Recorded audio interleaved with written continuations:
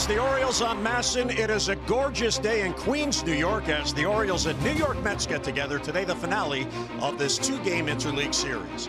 And hi, everyone. I'm Jim Hunter. Thanks so much for joining us. Daytime baseball in New York. And as the Orioles arrived here at Citi Field yesterday, they were in search of a win to snap their 7-game losing streak.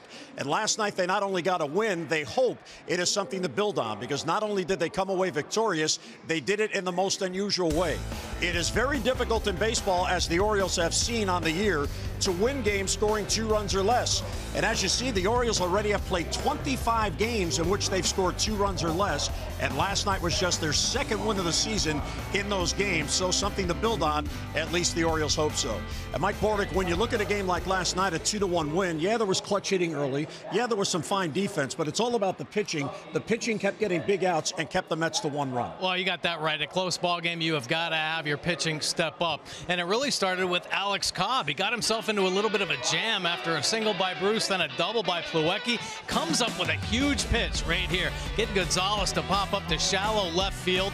How about here? Batista picking up the sac fly. This is a huge inning. Of course, a 1-run game now, 2-1, but he gets out of the inning. I mean, impressive job by Cobb. Pitches 6 strong innings. Givens gets a runner on base, and he starts bringing the noise. A couple big strikeouts to end the 7th inning. And Givens starts actually the 8th inning with a couple runners on, and boom, Blyer comes in and throws that fish up there, inducing that 6-4-3. Blyer's been sensational with that ground ball all year long. Brock coming in for the save. You know, 3 fly ball outs there to end that inning. Brock picking up his 9th save. You saw Wins with the pop-up catch on the end. How fitting that he makes that final out. The rookie caught a gem today, and I think for him to be behind the plate and the pitchers to throw as well as they did really says a lot about Austin Wins. The ability to control a ball game, get into the pitchers' heads, and you saw him a couple times really fist pump, say, let's go, get back in the zone. He was able to manage the game very well, and the pitchers stepped up. So now that the losing streak is out of the way, the Orioles today look to make it back-to-back wins before heading to Toronto for a 4-game series. We're coming back to Citi Field in New York. Of course, it is the week of the draft. We'll go back memory lane when we come back to New York.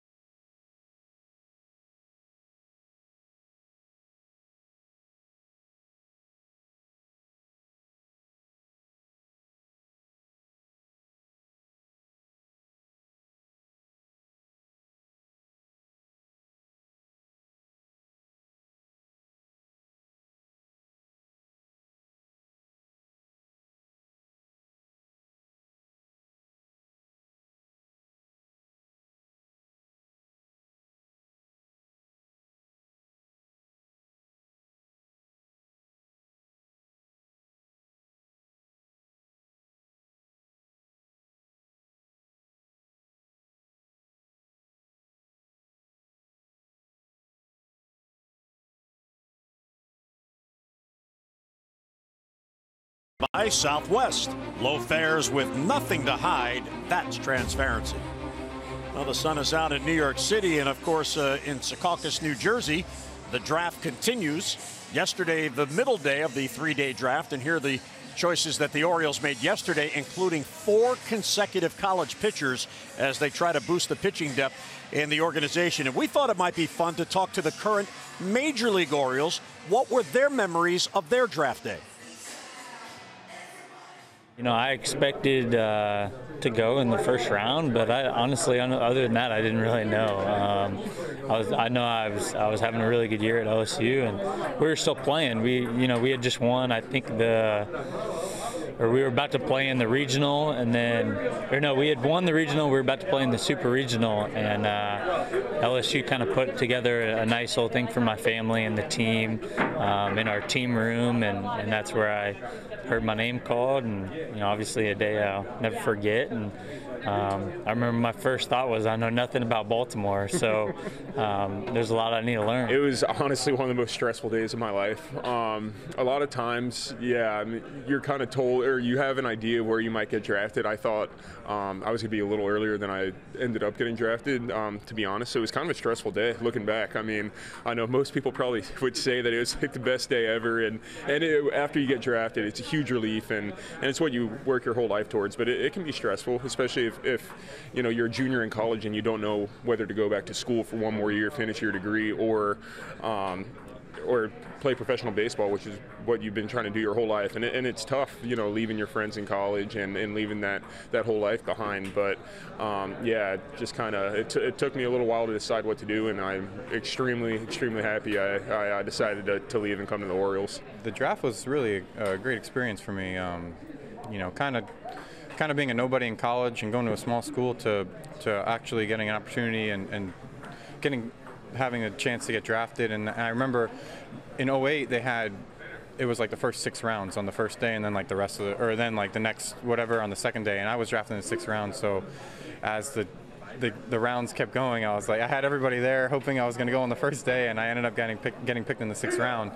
And so I got nervous there at the end when I was like, everyone's going to, guys, we're going to have another party tomorrow, because this didn't happen, and then it ended up working out. But yeah, it's definitely a great experience. It kind of, all the hard work, I feel like that's when it really, obviously getting to the big leagues but just getting the opportunity to get a chance to get to the big leagues is definitely the first huge step in this whole fun process. I was hoping to get drafted, but if not, I was going to go to school. And so, obviously my mom wanted me to go to school, and I'd rather just keep playing baseball and not have to do the school part. But, I'm still going to get my degree one day, but just don't know when.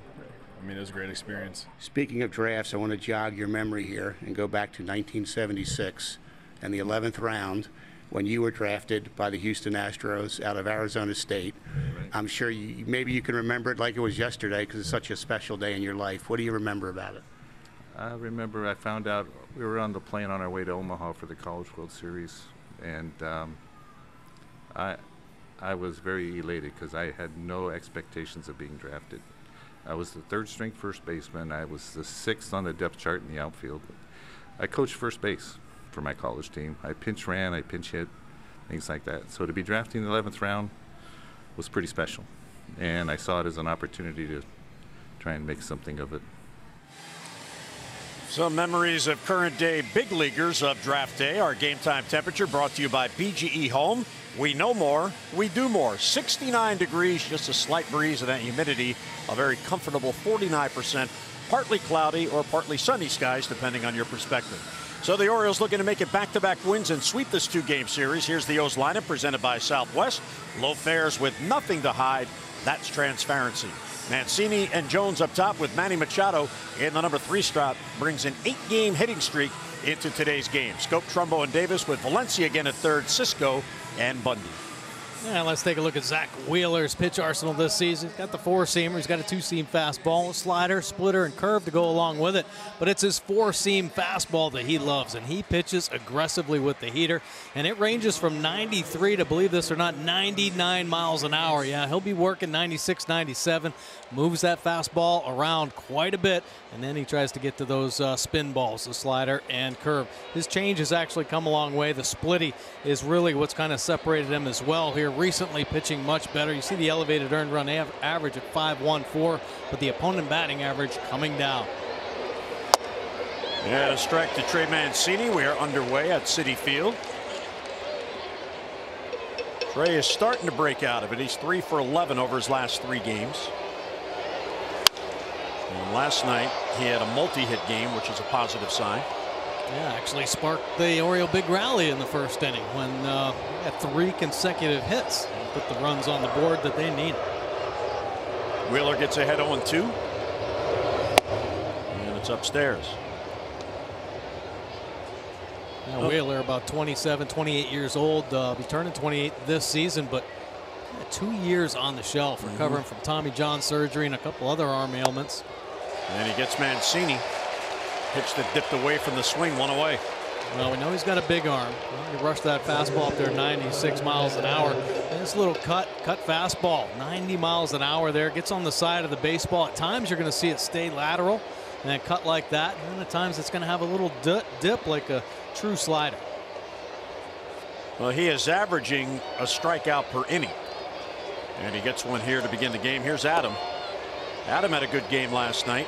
Base hit in that rally in the first inning. The Orioles had a 2-0 lead last night. Ooh, look out. There goes the bat. And Manny with a nice grab on deck. Wow. Are these players talented or what? Oh, that's some funny stuff right there. Adam Jones with the healthy cut. Fastball working inside. Loses the bat. Machado, take a look right here. One-handed it off the screen. Oh, having some fun. Ready to go. And proud of himself, as he should be.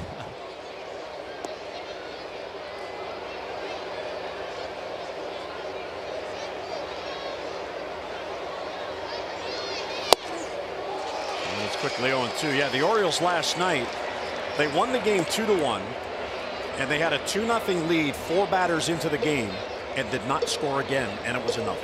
Right, only 3 hits the rest of the ball game.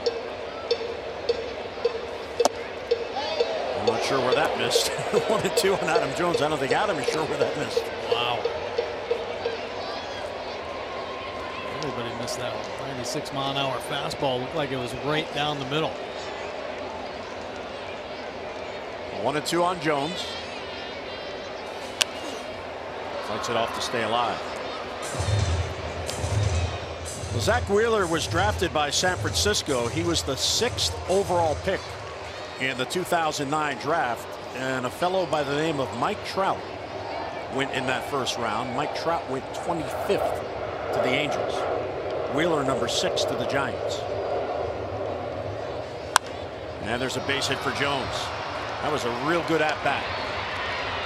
Maybe got away with a pitch the umpire didn't call, and Jones is on with the 1-out single. Take a look at the defense behind Wheeler this afternoon. Nimmo, Conforto, and Bruce roaming the Mets outfield. Rosario and Cabrera turning 2 up the middle. Frazier and Gonzalez, 2 veterans on the corners, and Plawecki doing the catching again this afternoon. So here's Manny, who has an 8-game hitting streak working. He has hits now, Mike, in 47 of the Orioles' 59 games. Just a tremendous consistency for Machado all season. And really, he's the only hitter that has done that. Yeah, for sure. I mean, he's had a solid approach, and you really could go right back to day 1 of spring training where he locked in.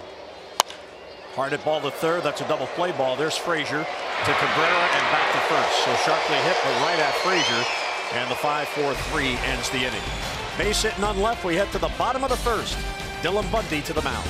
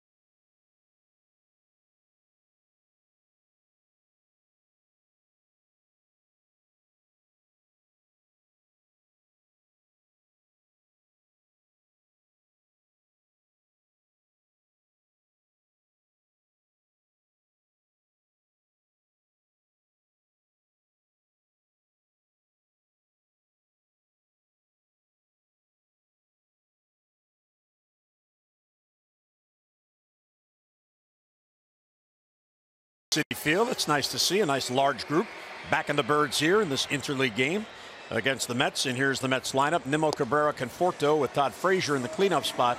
Bruce and Plawecki.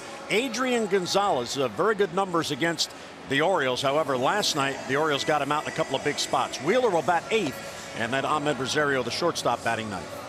Now let's take a look at Dylan Bundy's pitch arsenal this season. He's got them all, but the slider has been the pitch of 2018 for Bundy. It has been so effective. His big-time swing and miss pitch. He's racking up the punch-outs with it. It's playing it off that heater. Four-seam fastball. He's throwing in the low 90s. Slider looking exactly the same coming out of his hand, and it's got that tremendous tilt on the end. 4.46 earned run average. Bundy had a little bump in the road that jumped his earned run average up. Last couple of starts, right back on track, though. Dylan Bundy's numbers on the year. Opponents hitting .257. The righties completely controlled by that slider, just .199. Lefties having a little bit more success at .320. And Dylan Bundy has given up some long balls this year, 16 home runs. Well, and that really is the key for Bundy, because when you look at those home runs, Mike, they are responsible for 27 of the 40 runs he's allowed. That's 68% of the runs against Dylan on those long balls. There's Nimmo, and there's ball 1. He's allowed 8 solo home runs. Nimmo's hit 7 home runs on the year, but he comes in just 4 for his last 20. Bundy's allowed 8 solos, 5 2-runs, and 3 3-run home runs. Well, Bundy relies on that right there. Fastball command. If he's got fastball command, you might as well turn the lights off, because Bundy's going to have a good game. And the slider off the fastball. Take a look at the Nissan PitchCast. Couple painted fastballs right there. If Bundy's off with that heater, you see 91 miles an hour. Nowadays, guys are rushing the fastballs up there 95, 96 miles an hour. They can afford to make some mistakes, but a 90, 91 mile an hour fastball, if it's on the plate, it's going to get whacked. That is a fair ball. And Cisco pounces on it to get Nimmo at first. Nicely done. 1 away. A nice play there by Cisco, who is, of course, doing the catching. Let's take a look at the rest of the Oriole defense behind Bundy. Mancini, Jones, and Trumbo roaming the outfield here at Citi Field. Machado and Scope up the middle. Valencia and Davis on the corners. And Cisco with that beautiful play right there. Cat-like reflexes pouncing out on that little number. There's Drupal Cabrera now, veteran shortstop. Most of the Mets batters are slumping, and Cabrera is in that group. He is 0 for 14 and just 1 for his last 18. And he has found a home here in New York, and the main reason is he was willing to move to second base. He was a shortstop the majority of his career and pops this one up. Cisco quietly waits, and he's got it for the out. And 2 quick outs. Well, don't forget, the Orioles will be hosting the Red Sox. It comes up on Monday, June 11th through Wednesday, June 13th. And on Tuesday, June the 12th, first 25,000 fans 15 and over receive a Dylan Bundy bobblehead. So visit Orioles.com today for your tickets. And because Bundy is on the mound today, Mike and I have our Dylan Bundy bobblehead here in the booth, and there he is. Wait, he should be looking at himself, right? Instead of looking at us. Okay, now we have it in a proper way. You're going to want to add that to your collection. Here's Conforto.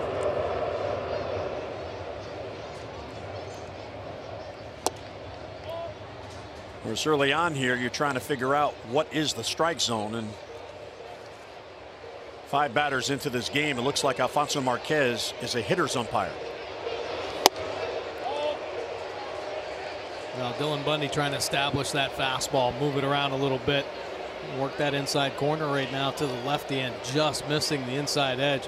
Good sign, though. Bundy'd rather miss just off the plate than on the plate. Conforto, a former first-round pick. He played at Oregon State.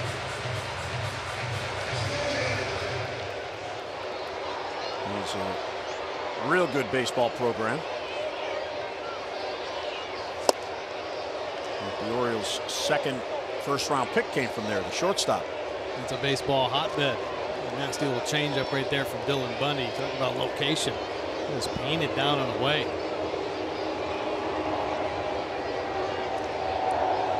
And 2-2 with 2 down. Inside, ball 3. Caden Grenier, the shortstop from Oregon State, was the Orioles' second pick in the first round. And the hope is that he'll sign quickly. He was number 37 overall. Apparently defensively, as a college player, he can move quickly. Yeah, defensive player of the year. You know, when you find a shortstop that has the type of hands that you've heard about there, you know, you can move them around. And I think nowadays with the shifts so prevalent, you're just looking for some good athletic fielders that can move around, catch the ball wherever you put them. Seems like a trusted infielder. And there's ball 4.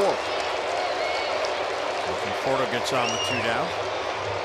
Dylan Bundy, no walks in his last game. First time he'd done that all season long. He did give up 11 hits, so he was hit around a little bit. But he too, like Cobb last night, was able to minimize the damage in his last start. Well, in that start, he lost to the Nationals 3-2, and the difference for him as Todd Frazier comes up, a couple of solo home runs. Bryce Harper and Mark Reynolds went deep on him. 1-1 on Frazier, who is back from the disabled list. He had a left hamstring strain, and it cost him 24 games. He is one of only 2 hitters in this Mets lineup that has ever seen Dylan Bundy. Adrian Gonzalez is the other. As Frazier spent time in the American League with the White Sox and then the Yankees. First year as a Met.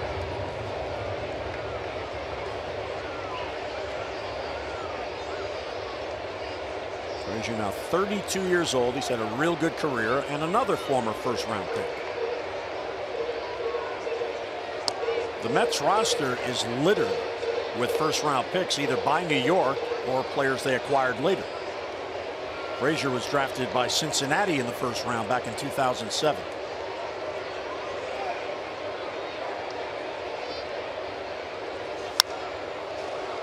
Bundy gets ahead 1-2.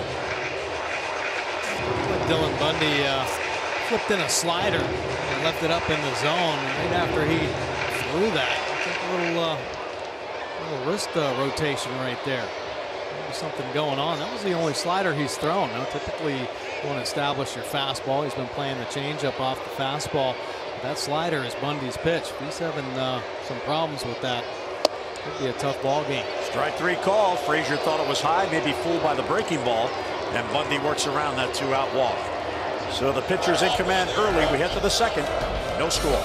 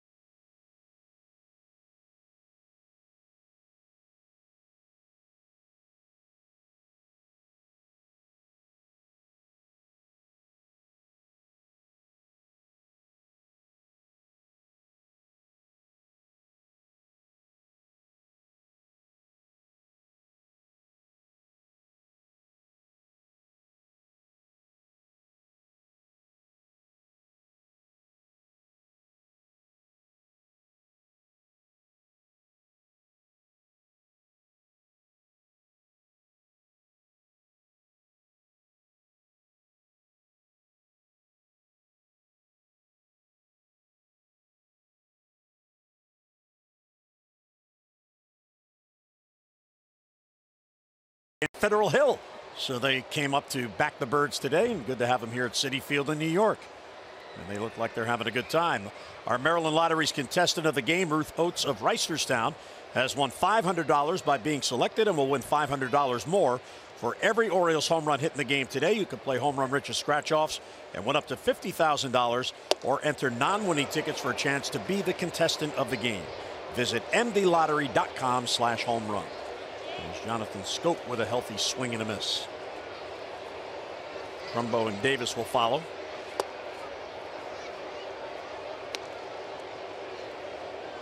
Zach Wheeler, he was a trade deadline deal that made him a Met.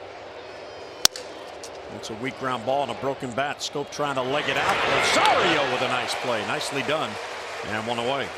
Wow, impressive play right there by Rosario, and looked like he didn't have a handle on that ball either. Looked like rolled up his forearm before he got the fingers around the baseball. Jonathan Scope, a little jam shot on a power two-seam fastball. A broken bat that barely makes it to the dirt. Take a look at Rosario, just busting it. Come get this. That's full speed play right there. Nice job with the barehander, pulling it back. Most infielders that make that barehand play just have incredible hands, the ability to manipulate the ball when they take it back. Trumbo with a soft base hit to left field.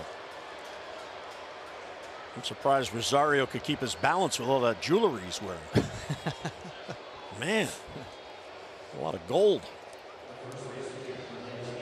Mark Trumbo quietly putting together some hits coming off the DL. How about that little soft serve up over Rosario's head? Don't put it on the ground in front of him. So Mark snaps in 0 for 8 with a base hit. Orioles have their second hit. Here's Chris Davis.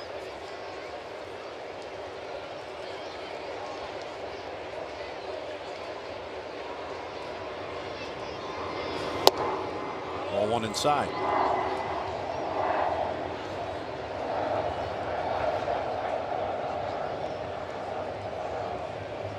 Shift is on. Frazier, the only infielder on the left side and playing shallow to take away a possible bunt, which Davis rarely does.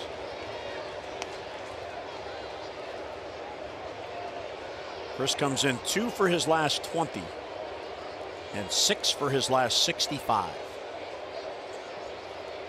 He really needs a breakout game.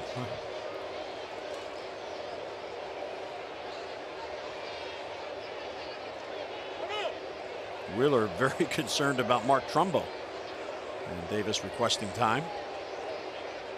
Yeah, I think in some regards, though, just those longer holds may not necessarily be for the base runner. Sometimes just to disrupt the hitter's rhythm and timing. Just missed outside, 2-1. Now Davis kind of been in experimental mode. I think since day one here, scuffling along, had some injuries, little setbacks through spring training, start the season, and just has been unable to find a nice little rhythm, something to lock into. So he's tried different things, lighter bats. I'd like to see him just spread out a little bit. Yeah, I think a lot of times when you stand tall in the box, you have a hard time getting that weight back and keeping it back, you end up falling forward too much. But and limit when you do that, your head moves and you just don't see the baseball. Inside ball 3. Davis taking some tough pitches through this at bat. Chris is also in the second longest home run drought within any single season. 72 at bats without a home run. That goes back to May 9th. And the 3-2, he got him. So there's a strikeout. That's number 2. And 2 men down. We invite you to join fellow students, alumni, and supporters for University Nights at Oriole Park. Fans purchasing a University Night ticket package will receive a unique Orioles cap featuring the participating school's colors and logo. Now, the caps are limited, so be sure to reserve your seats now. Just get online, Orioles.com/university. I'm sure that UMBC hat after their NCAA run will be very popular. For sure. The Retrievers. And you gotta like a school that their logo's a dog, right? Yeah. There's Valencia getting another start at third base, even with the righty on the mound. With the Orioles struggling to score runs, Buck Showalter hoping Valencia could run into one. Yeah, Danny's bat is definitely what's keeping him in the lineup. Lack of offense all season long. Valencia Big numbers off lefties, but he's starting to get more hits off the righties with more playing time. And he pulls it foul. Sharply hit. And always a home run threat as well. Defensively, the Orioles just haven't been able to find anybody to take over third base. They've had some problems with the glove over there. Beckham's been on the disabled list. Tried 3 or 4 different third basemen. Valencia just finally seems like the guy that's settling in. And there you see why. 302 batting average against the right-handers.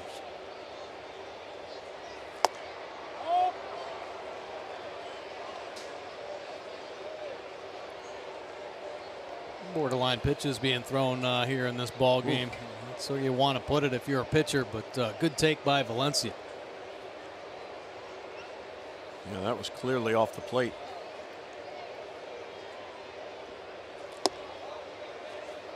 And Wheeler falls behind. When the Mets got Zach Wheeler, he was in A-ball with the San Francisco Giants. It was in 2011. And the Giants were in a playoff chase, which they eventually did not get to the postseason. They ended up finishing second that year in the NL West, and Zach Wheeler at the time was untouchable. But there's a bouncer to third. Frazier gets him at first, but the Giants wanted Carlos Beltran. The Mets held out, and they eventually got him on July 28th, and Wheeler since then has been a Met.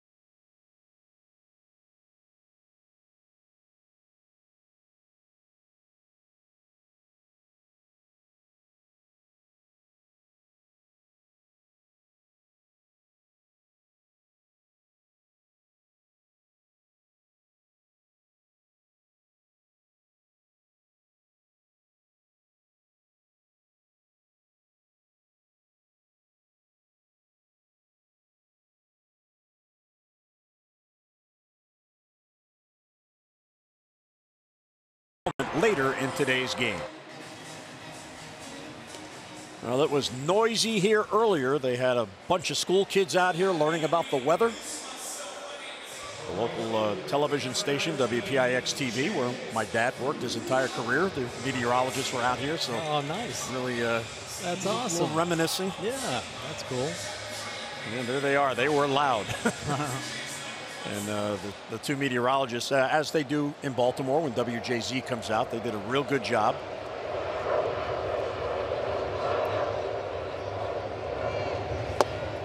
Ball 1 to Jay Bruce. Plawecki and Gonzalez will follow. Bruce just 3 for his last 13. That's pulled foul. In fact, the Mets, like the Orioles, they have struggled so much at the plate. When you're playing them, you hope they break out of it in their next series. Yeah, because exactly. They're due to do it. They're due to come out of it. Not too many veteran players on this team. Unfortunately, too many of these veteran players have been getting banged up. A lot of nicks. We talked about Frazier just coming back. But Cespedes has been down with a hip flexor problem. Bruce has had some problems with slow spring training. And that's carried right over into the season.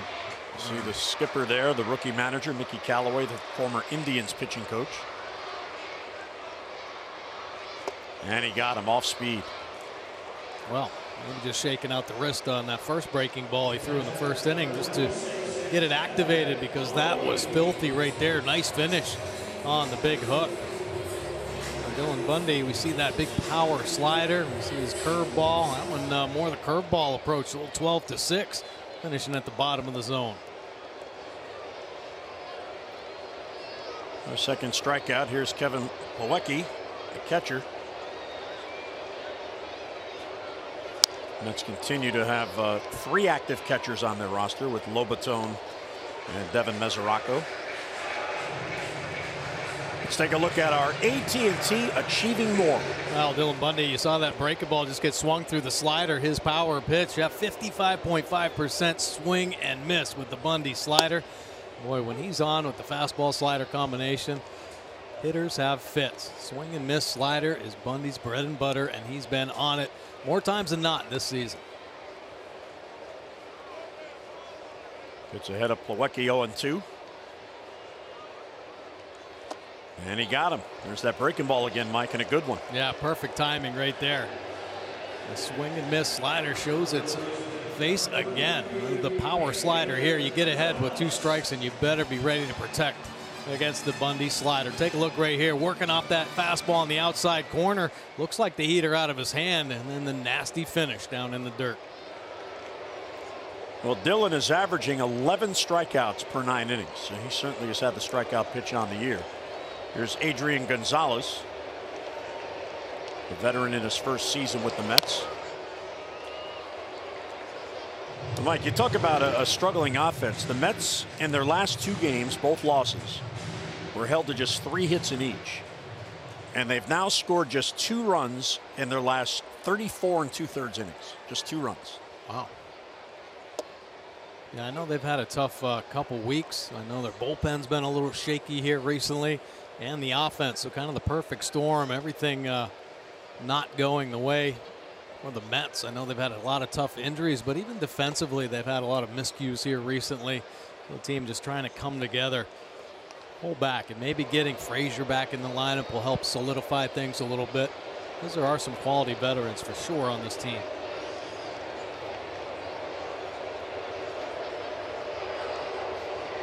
And the 1-2 pitch is inside. Bundy, the Orioles' first-round pick in 2011. He was the 4th overall selection in that draft. 3 college pitchers went ahead of him. And a weak ground ball to first. Davis will get it to Bundy, and Bundy has a 3-up, 3-down inning. So the pitchers in command here. We are through 2. Citi Field in New York. No score.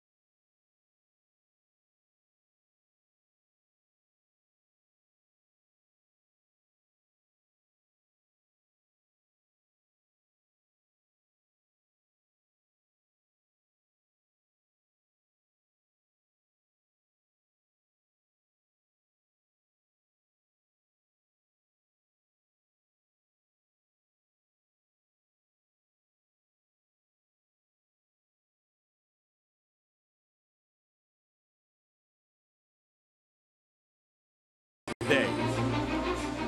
There's the Jackie Robinson Rotunda here at Citi Field. Austin Wynn's parents enjoying the game. There's Austin on the bench, Jeff and Laura Wynns. Had a chance to meet them last night downstairs. They were very excited. They had a group of about 20 people. Yeah. You know what his mom just said right there to the dad?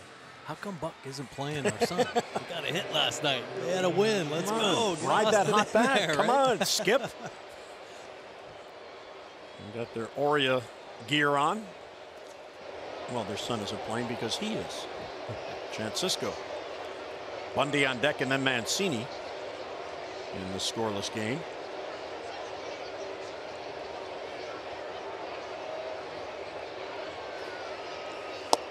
Cisco's bat has cooled off. He comes in 1 for his last 15.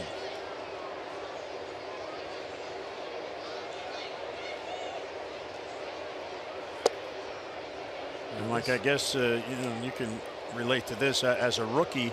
You're seeing all these pitchers with different repertoires, and you're trying to figure out what you like and what that pitcher has that you might be able to exploit. And then, oh, by the way, in a catcher's position, you have to call the game. Yeah, exactly. That's why I think there's going to be some patience here with Cisco's bat. He's a proven hitter. He's got a great eye and a nice short swing. I think Buck is more concerned that he can handle a pitching staff at the major league level, and I think his priority should be that defensively, making his game improve so he can be consistent calling a ball game and of course handling a running game at the major league level. I think the bat will definitely come. It's going to take a little bit of time here at the major league level, but there are a lot of things that are going through Cisco's head on a daily basis. So a strikeout, that'll bring up Dylan Bundy, who couldn't wait to get to New York to bat. And you may not know this, folks, but Dylan Bundy's a switch hitter. Well, my first 3 at-bats in 16 were left-handed, and then I was preparing for Vargas on Tuesday, and we don't know the rotation yet, I don't think. So if it's a righty, though, I'll have to hit left-handed, and if it's a lefty, I'll hit right-handed. So we'll see how it goes. Must be nice. Whatever you want, Dylan. Ooh, look at that cut. Healthy cut right there. Now, just for the record, he's 0 for 3 as a hitter. He just wants more at bats, more opportunities. Take a look at the healthy cut from Bundy. Spinning on that backside. Strike 3 called on the outside corner. So back-to-back Ks and 2 down. Nasty pitch right there to Dylan Bundy. Backdoor slider, 91 miles an hour. We're getting some good life on his pitches. Bundy a 3-pitch strikeout. Here's Mancini. First ball swinging. Gonzalez over hoping for a play, and he's going to run out of room. Into the camera well. Trade 2 for 4 last night. He struck out his first at bat today. Orioles last night won that game 2-1. They had only 6 hits, and all 6 hits last night were singles. In their first 59 games, that's only happened 3 times, where every hit in the game was a single. And it was still good enough to win a game. Because of those 6 hits, 3 came in a row Yeah. in the first inning.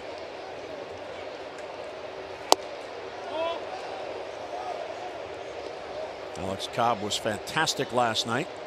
Yeah, he seems to be really settling in. Had a gem he threw against the Nats, 7 strong innings last night. Working through some trouble. Had good life on his fastball. His breaking ball was ridiculous. Made some good pitches with his change. I like how he's moving the ball in and out and around. The thing that really sets him apart, though, just his composure. In those tough innings in the middle of the ball game, he didn't even break a sweat. Ooh! That gets Mancini. In the chest. Dang. Boy, you don't see that too often. Oh my gosh. Take a look. Fastball just boring inside. That 2-seamer squares him up. A sternum pitch. Little 2-seam fastball. 93 and up. Oh my goodness. Right above his number 16. Jeez. Just turned around and gone back into the training room. Hey, give me some ice, man. I've never been hit right there. How about that? Well, that'll be something to watch as we go on in this game. At least he's smiling. Yeah, thank goodness. So 2-out base runner for Adam Jones.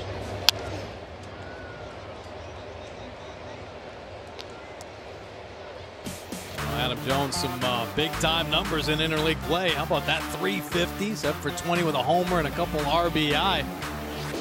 Looking to do some more damage this afternoon. Picked up a hit in last night's ball game. Adam has one of the 2 Oriole hits today. It's a broken bat. Conforto will get to it, and he puts it away. So the 2-out hit batsman and 1 left. Mid-third, Bundy back to work in a scoreless game.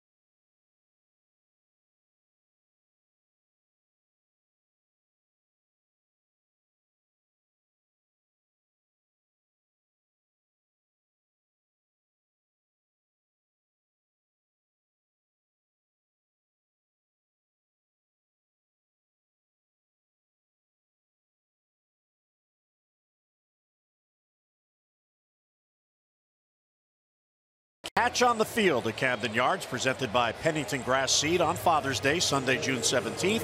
Special ticket packages include a pregame session of Catch on the Field and 2 tickets to the game. Plus, prior to the game, first 20,000 fans 18 and over will receive an Orioles necktie. Perfect for Orange Wednesdays. Tickets at Orioles.com/catch. I hear you. I need one of those orange ties. Yes, you do.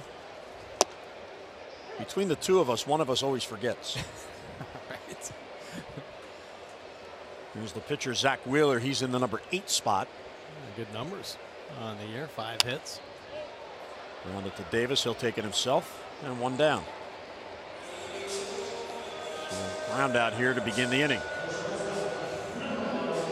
Orioles fans, when the O's score 5 runs or more, you get 50% off regular menu price online orders at papajohns.com. with the promo code Orioles5. Better ingredients, better pizza, Papa John's.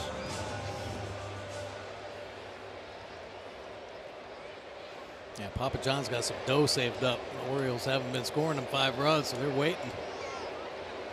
So are the fans. They want that deal. Ahmed Rosario, the number 9 batter. 22-year-old from the Dominican Republic. He was one of those prospects. They knew he was lingering there in the minor leagues, and then finally last year they promoted him on August the 1st, and now it's his job.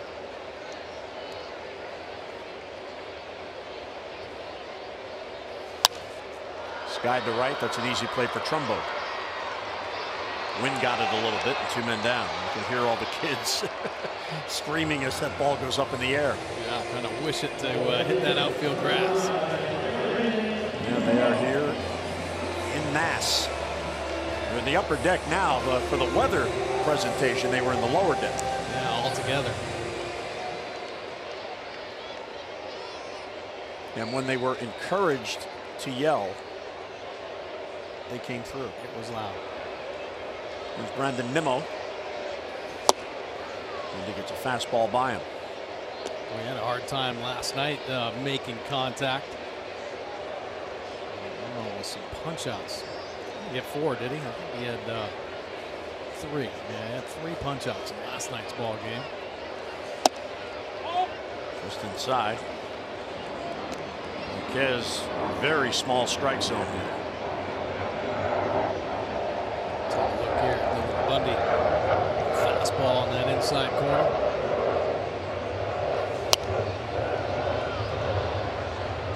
took Nimmo a while to get to the big leagues. He was the Mets' first-round pick in 2011. And in 8 minor league seasons, he played in 565 minor league games. And as we mentioned last night, there was no high school baseball in his home state of Wyoming, so all of his experience came in summer leagues. 2-2. Yeah, and I think a lot of times when scouts go out and they look at young players, and a player like Nimmo, not the most experienced, they just look at his athleticism and say, wow, he can develop that. See Bundy keeps staring in at Marquez saying, man, that's a strike. Yeah, there's some borderline pitches he's thrown here in this at bat. Everything right around the dish or even on the dish. One of those breaking balls looked like it was all over the white. Let's pull foul. That's what happens when you're 0 for your last 15. You get a pitch to drive and you pull it. Pull a foul. Yeah, exactly. Finally square one up. It's the wrong way.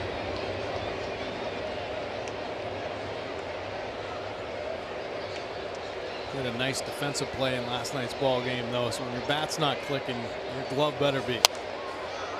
Another foul ball, so he's about to see an 8th pitch in this at bat.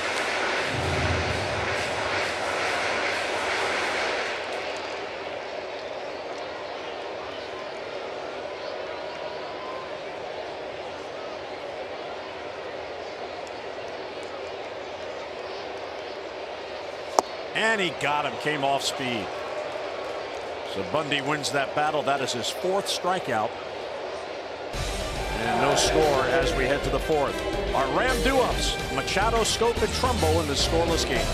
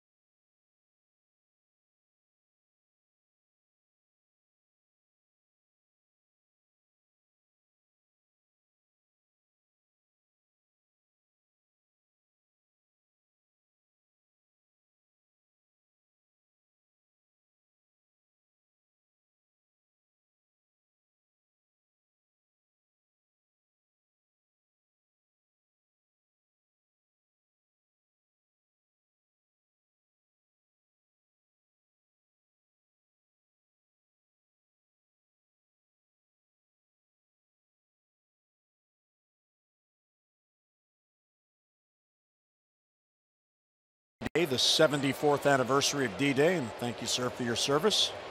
And thanks to all our vets who go into the service to keep us safe and keep us free. Good to see that gentleman here today. Yeah, man, oh man. Don't see many World War II vets around. I see him enjoying a baseball game. Got his headphones on, listening to the radio as he watches the game. Ball 1 to Machado. Manny bounced into the double play to end the 1st.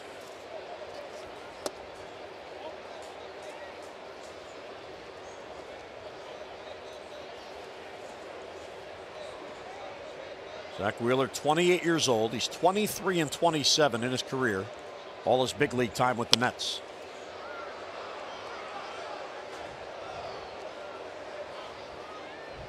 How about Manny Machado, the highest WRC plus by a shortstop in a single season. Manny Machado with a 170 WRC plus. Now, We've talked about some of these sabermetric stats, and basically that stat is all about runs created. And when you're an offensive player, that's what your job is. Manny Machado, second all time runs created plus. And basically that's just going to separate things so they can compare Manny to players of different eras, playing in different ballparks. So it's all regulated and crunch the numbers, if you will. And Manny Machado ranking as second most all time. I mean, that's a pretty impressive number right there. I know we talk about Mookie Betts, we talk about Martinez from the Red Sox, but the game is all about creating runs, and Manny, one of the best in the business this season. Well, there were several Hall of Famers on that list. So Manny draws a walk. Another close pitch goes a hitter's way. First walk issued by Zach Wheeler. Well, everybody being careful with Manny Machado this season. They leave one on the plate, and he's been covering it. Scope bounced out to short on a nice play by Rosario in the second. It was a broken bat, slow roller.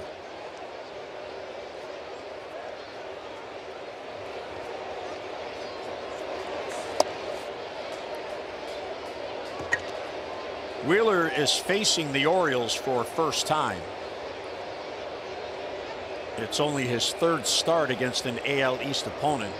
He has a loss to the Blue Jays and a no decision against the Yankees.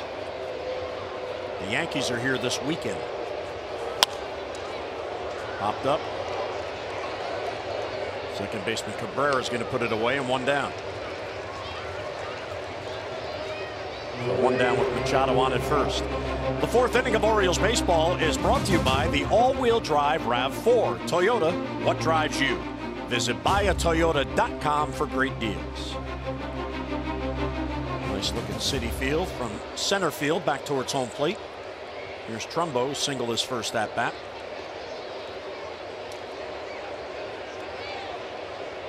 Trumbo just 4 for his last 19 without an RBI.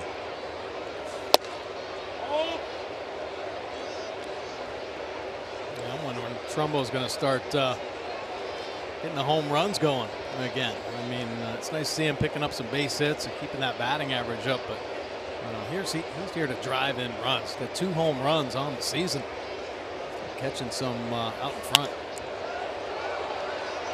There's another pop-up. Gonzalez down there in foul ground has it for the out, and 2 away.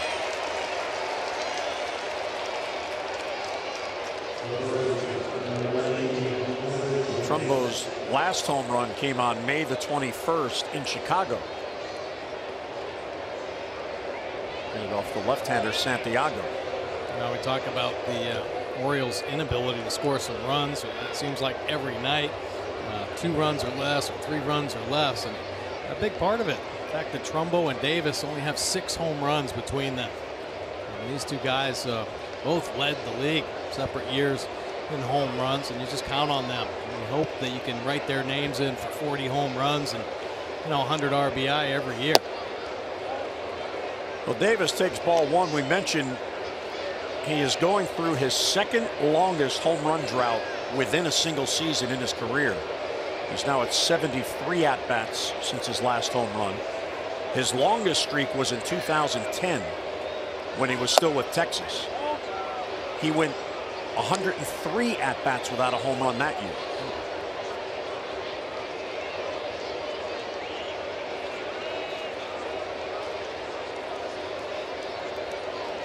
Well, you hope they come in bunches, and he's got about 40 of them stacked in his back pocket.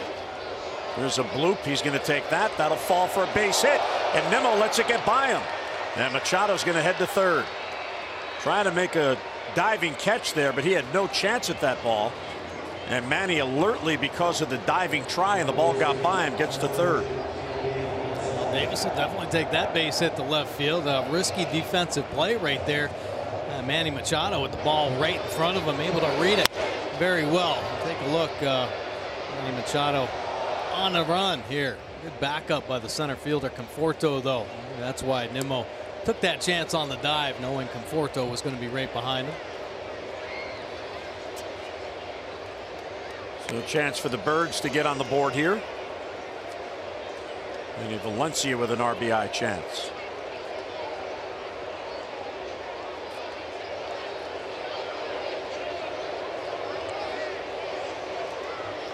First and third with 2 down.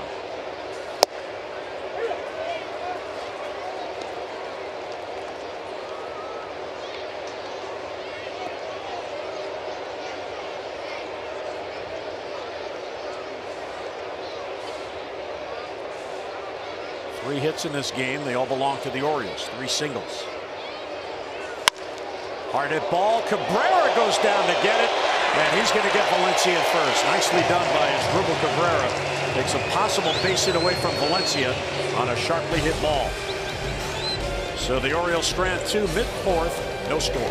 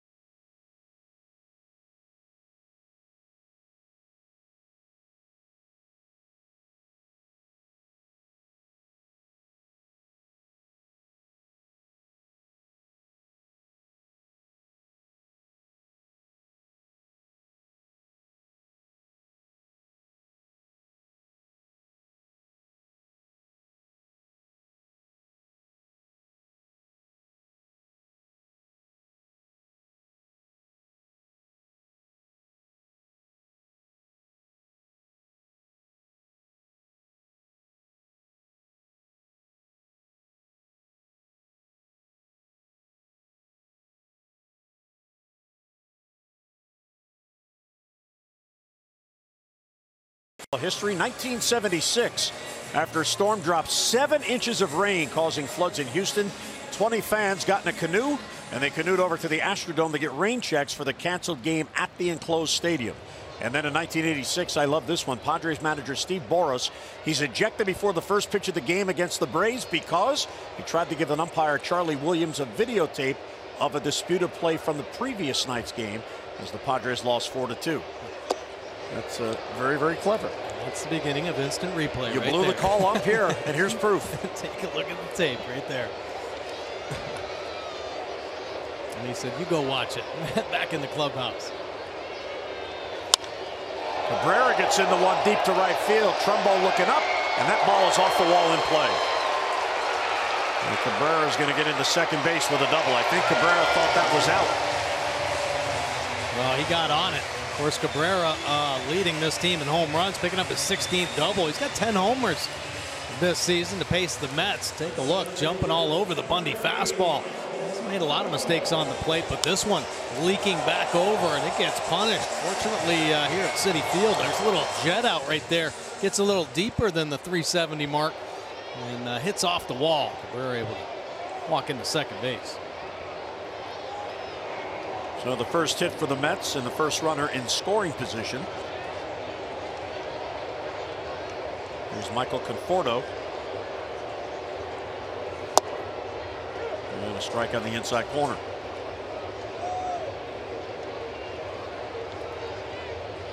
Conforto drew a walk his first at bat. So he's one of the 2 base runners for the Mets in this game.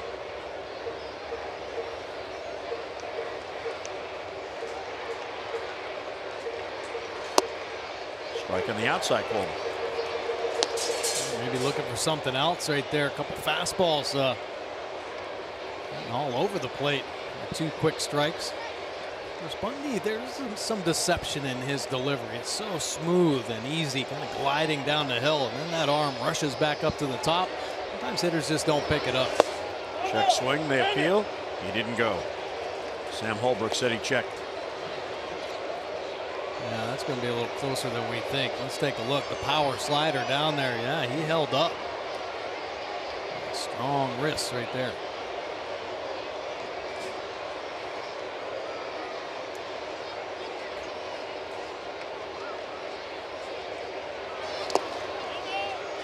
And 2-2.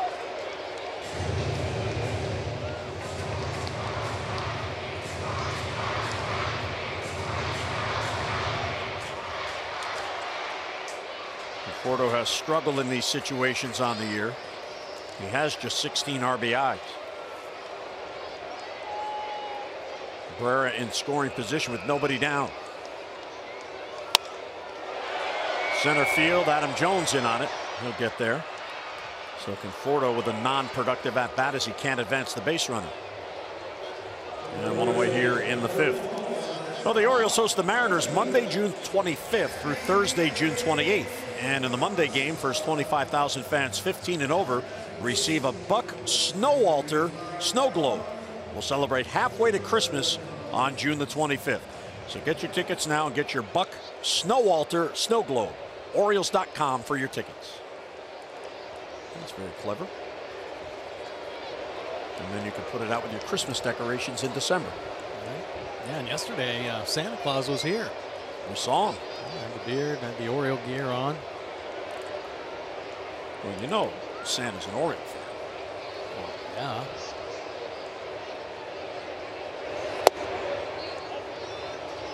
And Michael Conforto, it just shows you how much the Mets have struggled at the plate. At a minimum there, he's got to hit a ground ball to the right side to get that runner to third because they are just not scoring runs. 2 runs in their last 36 innings. Yeah, left the bat on the shoulder, taking the first 2 fastballs. You know, both could have been something could have been done with those heaters. Popped up, shallow right. Trumbo has a play. Look at the wind take that. 2 men down. And Cabrera still at second base. So Bundy's an out away from getting out of it. Bundy in his last 5 starts has gone loss, win, loss, win, loss. So he's a lock to win today. His last win was the game Mike talked about in Chicago when he pitched the complete game against the White Sox. Jay Bruce, one of 4 strikeouts for Bundy.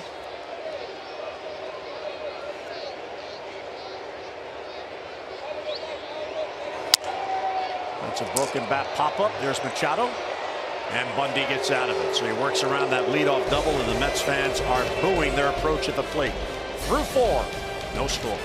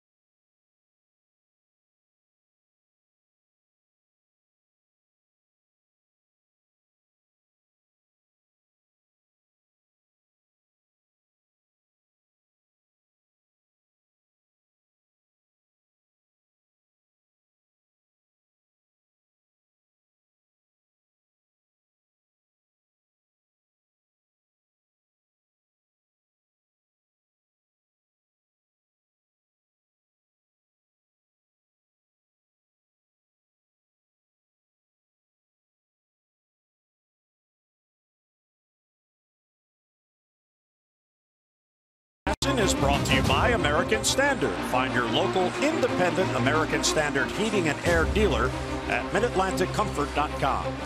And by Navy Federal Credit Union, proudly serving the armed forces, veterans, and their families for over 80 years. Nice view of New York City. That looks like the Queensboro Bridge. They keep changing the names of the bridges here. I was all confused. Yeah. It used to be the Triborough Bridge coming over here to Queens. Now it's the Robert F. Kennedy Bridge. Of course, George Washington has his own bridge on the other side, Bronx to New Jersey.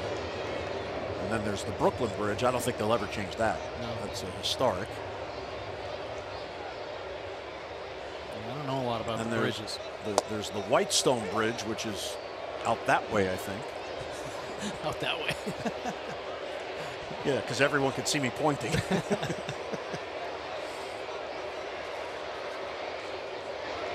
1-1 on Cisco. Trying to time that slow breaking ball. 1-2. Well, I've been impressed with Wheeler's stuff here in this ball game.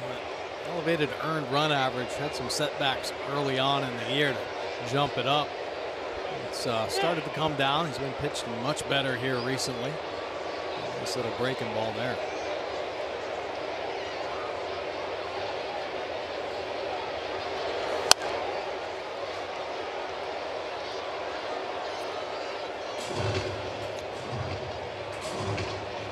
Bundy's on deck, and then back to the top of the lineup for Trey Mancini, who was hit by a pitch his last at bat on the chest. Ow! Chance Cisco is determined to lead the league in being hit by pitches. That's the 7th time already he's been plunked. Well, boy, this is a little softer target right here. A little fastball, 95, catching on that right cheek.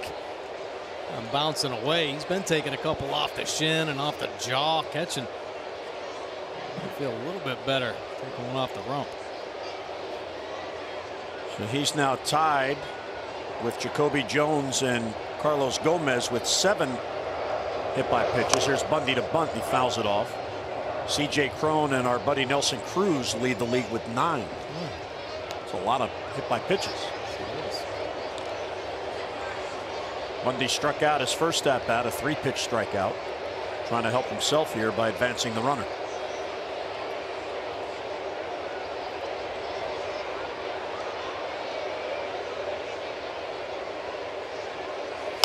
And he gets it down.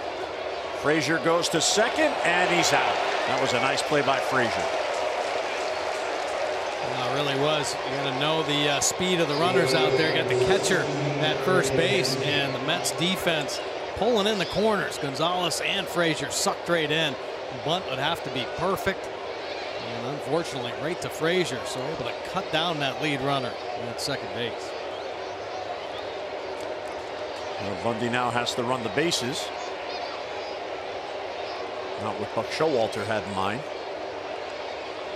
Maybe Mancini could just hit it over the fence and it won't matter. Ball 1.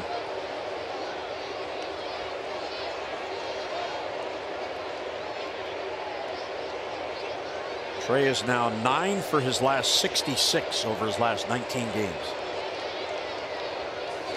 Ball 2.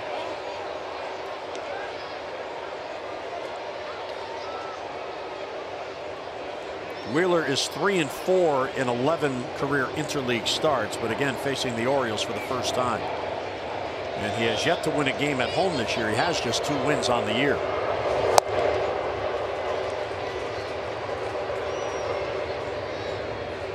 Good confidence right there. A little slider falling behind 2-0 and makes a quality pitcher's pitch.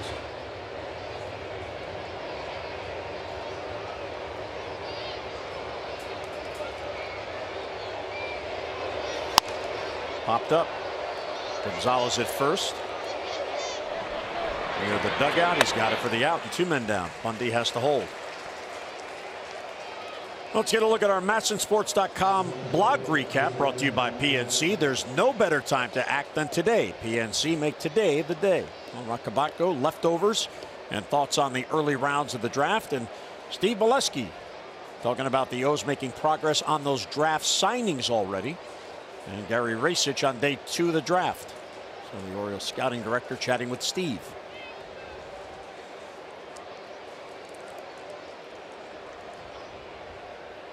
Adam Jones 1 out of 2. He singled his first at bat, so he's now hitting 3 straight games.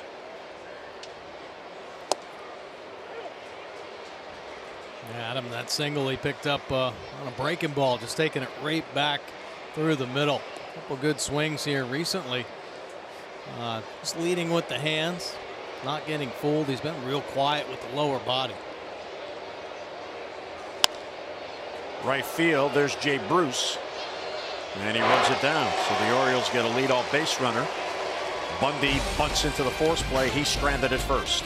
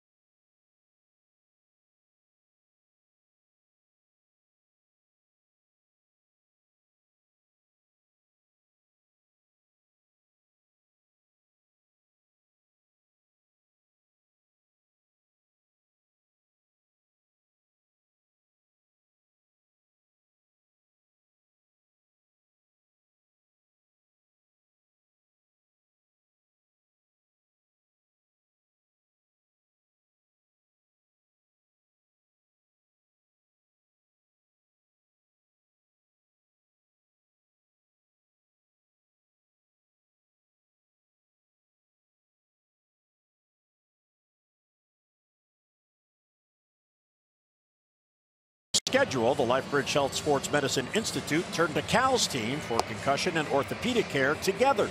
To schedule an appointment, call 410-601-PLAY. Well, we head north of the border after the game today. 4-game series back in the division against the Blue Jays with night games tomorrow and Friday, and then day games on Saturday and Sunday to conclude the road trip, and then the Orioles head home.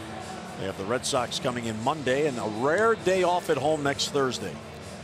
Not that I'm looking forward to that. And then the Marlins come to town for a weekend series. Oh, there you go. There you go. Yeah, Blue Jays. Look at that guy. He's got the floppy hat going. He's got the Hawaiian shirt. Now that's a fan. You got that right.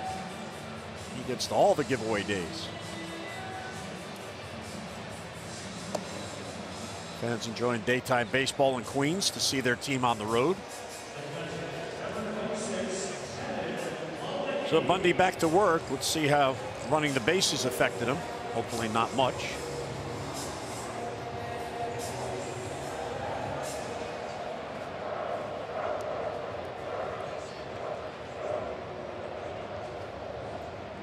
Kevin Plawecki will lead off, the catcher, then Gonzalez and Wheeler.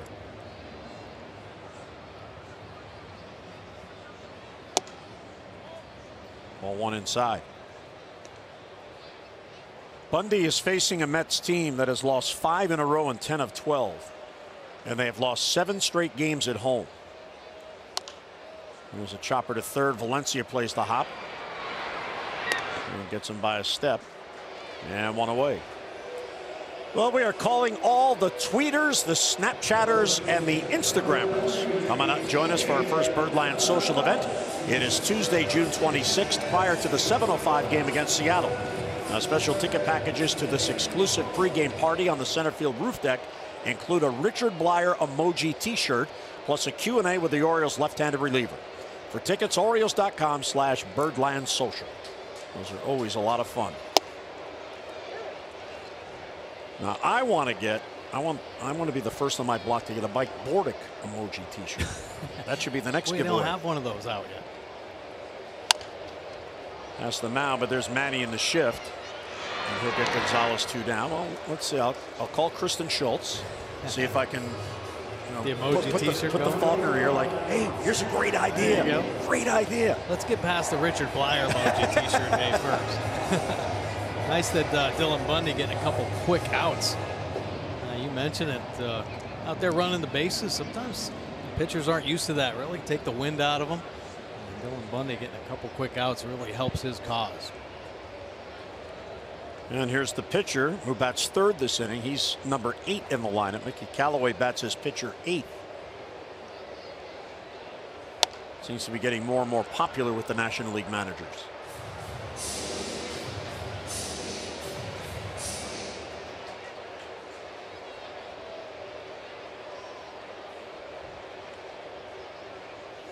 Some feel, I guess, that Rosario, who's on deck, will get better pitches to hit because the pitcher's out of the way, but that means Adrian Gonzalez isn't going to get very many pitches to hit because he's batting ahead of the pitcher. Right?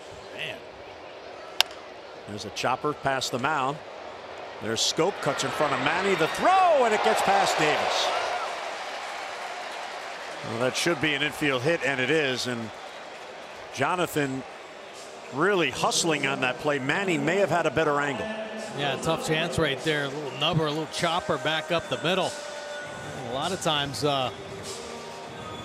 there's a little bit of communication problem. How about center split right here? And Jonathan Scope cutting in front. Yeah, Manny definitely the better angle, and Manny should have been the one to cut in front right there. Recognizing that Jonathan Scope's going to have to field that one a little too deep. Manny, the tighter angle right there, would definitely had a better shot recording that third out. Davis had the ball bounce by his glove. It looked like Wheeler would have been out if that ball stuck. So here's Ahmed Rosario, the shortstop. The pitcher Zach Wheeler now on at first.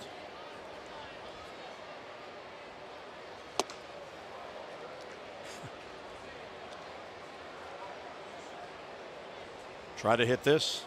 92. Yeah, Dylan Bundy, we talk about spin rate at times, and Dylan Bundy's breaking ball definitely a high spin rate, but his fastball has it as well. He really pulls down through, and when he shoots a fastball to the top of the zone, anywhere up above the belt, it's going to have a little extra ride through the strike zone. It's not a overpowering fastball, but there's life to it. It stays true, riding through the top instead of dipping back down. And Bundy really hasn't exposed that area too often, but it's definitely a spot he can target. Off-speed pitch popped up the shallow center. Easy play for Adam Jones. And he's got it, so the infield hit by Wheeler. He's left stranded at first. We head to the 6th. Still looking for a run.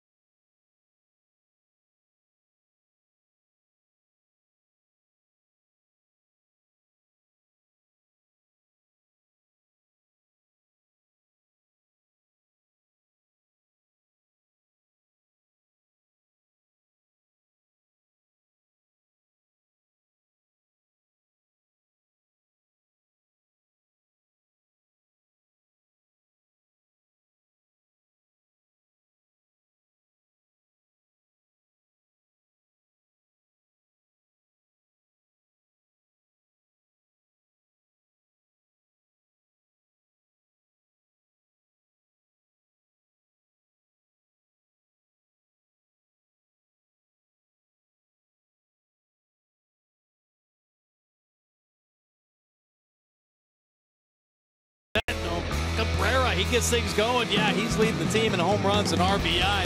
4th inning with a double, but Dylan Bundy going to work. Shallow pop fly to Adam Jones for the first out, and then Frazier coming up. Yeah, it's danger for sure, but another weak pop-up. Are you kidding me? The Mets offense struggling mightily. Bruce coming up as well. Bundy out of the jam. Dylan Bundy stepping up and shutting down this Mets offense. Geico, 15 minutes could save you 15% or more on car insurance. Visit geico.com to see how much you could save. Yeah, still 0-0 ball game here in the top of the 6th. And Bundy hoping for some run support. So Wheeler goes back to work. Total of just 5 hits in this game, and Wheeler has one of the hits. That infield hit in the bottom of the 5th.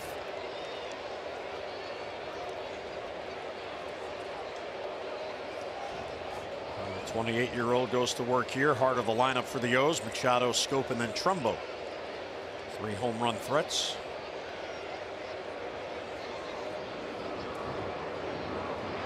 Manny has 18 home runs. That is 4th in the league. And he is 2nd in RBIs. J.D. Martinez of the Red Sox now leading the American League in both categories. He hit his 20th last night. And J.D. has 52 RBIs. The Orioles and the Yankees will be replacing each other in Toronto and New York. The Orioles head to Toronto after the game to begin a 4-game series tomorrow. And the Yankees come back home, and they have interleague baseball against the Mets this weekend. But they do have a day off tomorrow, both the Mets and the Yankees, before that series begins on Friday night.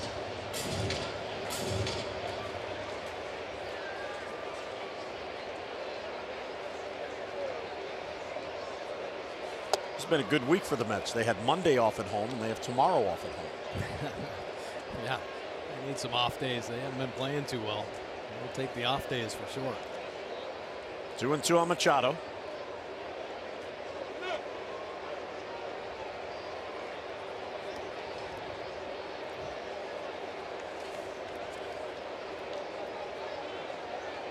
And he is 0 for 1 plus a walk. He bounced into a double play, looking to extend his hitting streak to 9 in a row.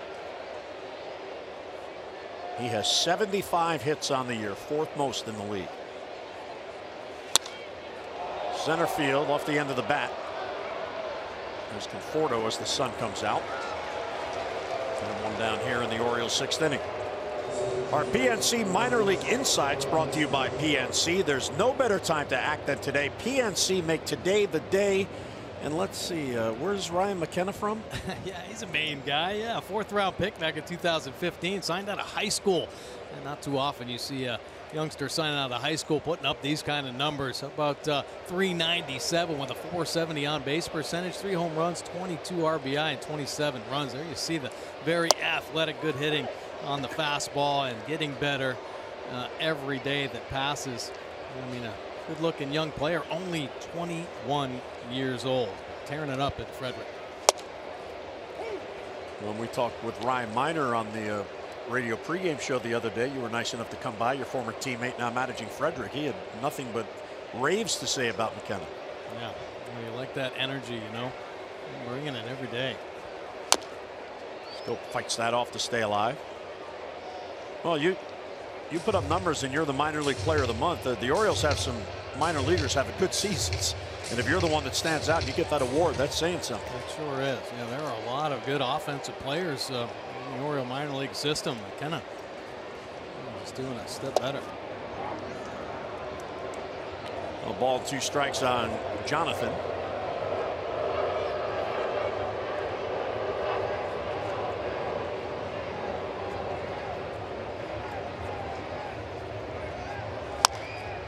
Weak ground ball past the mound. Rosario has to charge again, and again he gets scoped.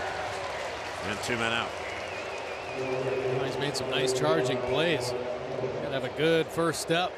Come in a couple broken bats, just making it off the grass. Rosario able to gobble him up. A couple outs. 2 down for Trumbo, who has 1 hit and 2 trips. The Orioles have 3 hits, all singles: Jones, Trumbo, and Davis.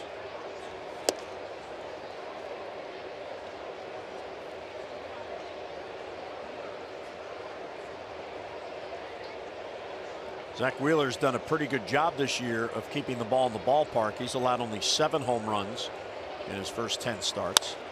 There's a breaking ball bounced to short.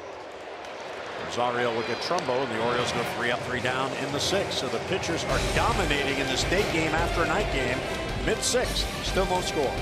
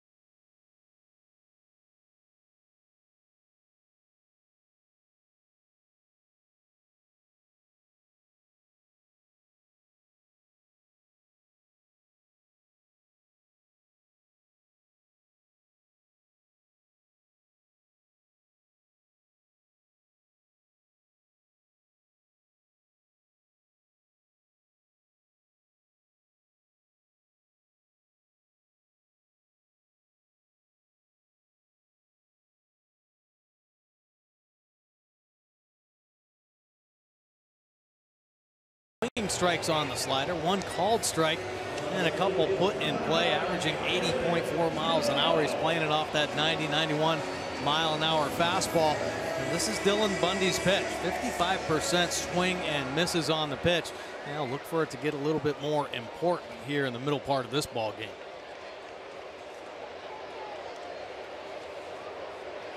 Bundy to work here against the top of the order. Here's Brandon Nimmo. Breaking ball bounces in.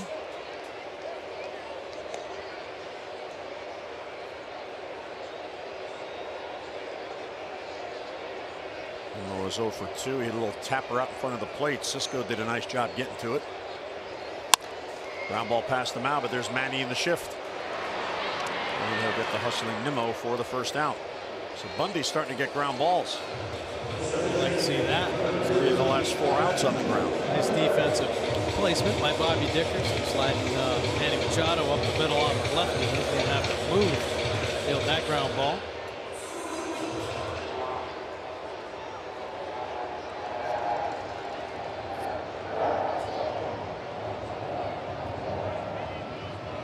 So it's 6 ground outs, including that tapper that Nimmo hit out in front of the plate, leading off in the first. Breaking ball misses to Asdrubal Cabrera, who has one of the 2 Met hits. Double to the base of the wall in right field.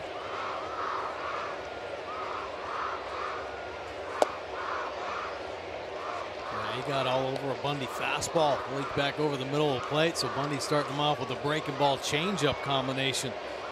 Cabrera an advantage right now, 2-0 count.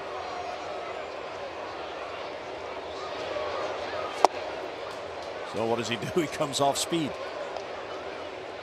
Another good pitch. Bundy has confidence in all of his pitches. He can throw him for strikes at any time.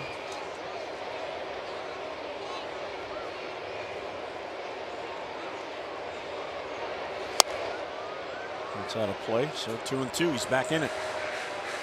Cabrera had a nice long run with the Cleveland Indians. He was on the Indians and a mainstay at shortstop 2007 through 2014, and then he was traded at the trade deadline that year, 2014, to the Nationals. They were looking for some infield help.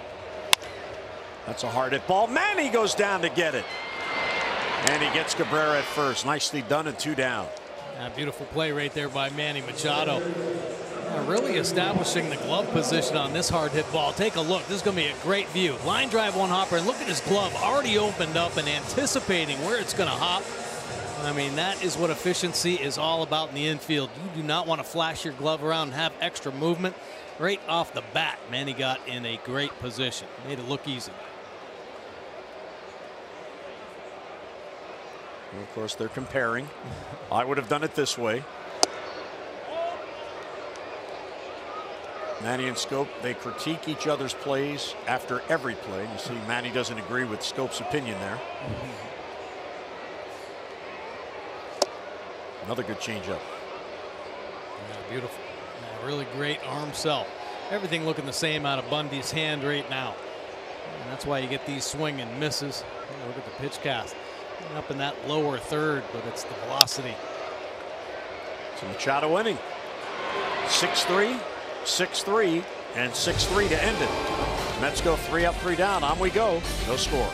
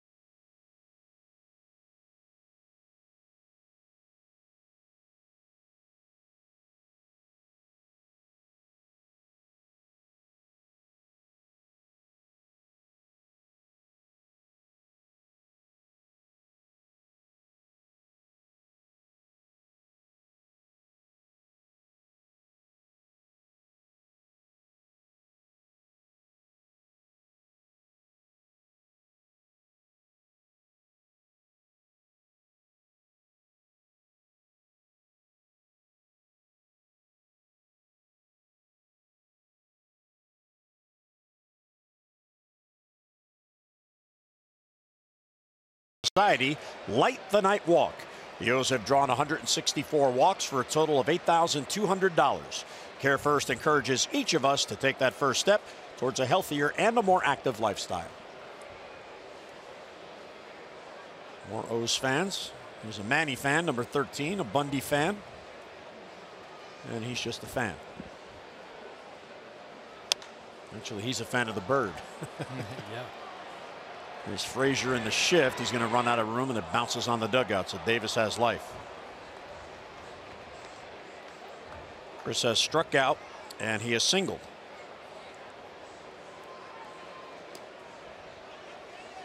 A healthy cut right there on the first pitch fastball.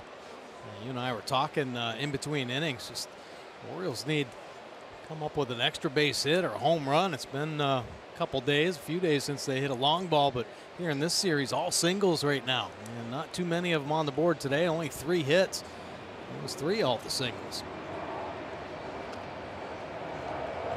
6 singles last night and 3 here today through 6 innings. Zach Wheeler and Bundy have dominated. And no score here in the 7th.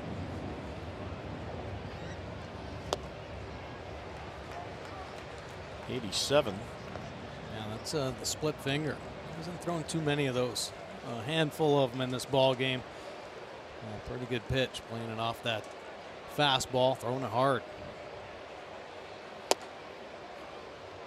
2-2.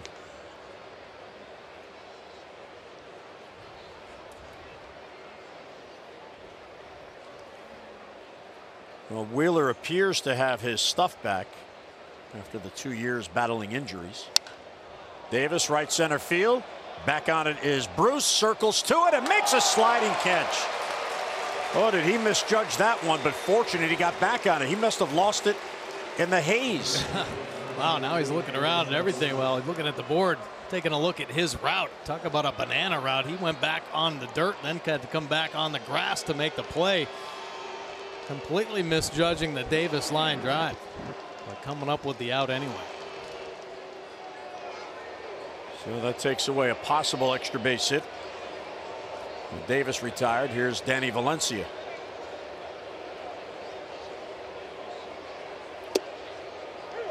Get me over curve, 0-1. And he has bounced out to third and also grounded out to second.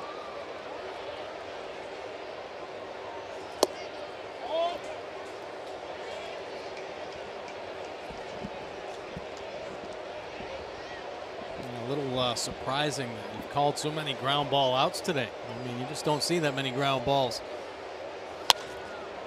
Center field off the end of the bat. There's Conforto. And 2 away in the Orioles 7th. Discover Siesta Beach in Sarasota, Florida. Consistently ranked as one of the best beaches in the world. Plan now at visitsarasota.com. See the cloud cover overhead. Very hazy here today. A lot of Oriole fans.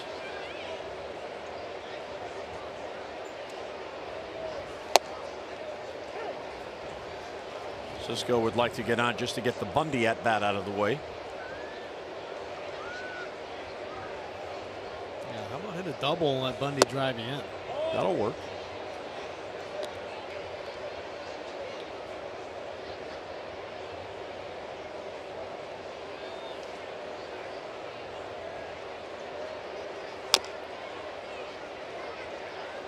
Split finger there. 6 miles an hour, good location, down and away. And Wheeler starting to pull everything out.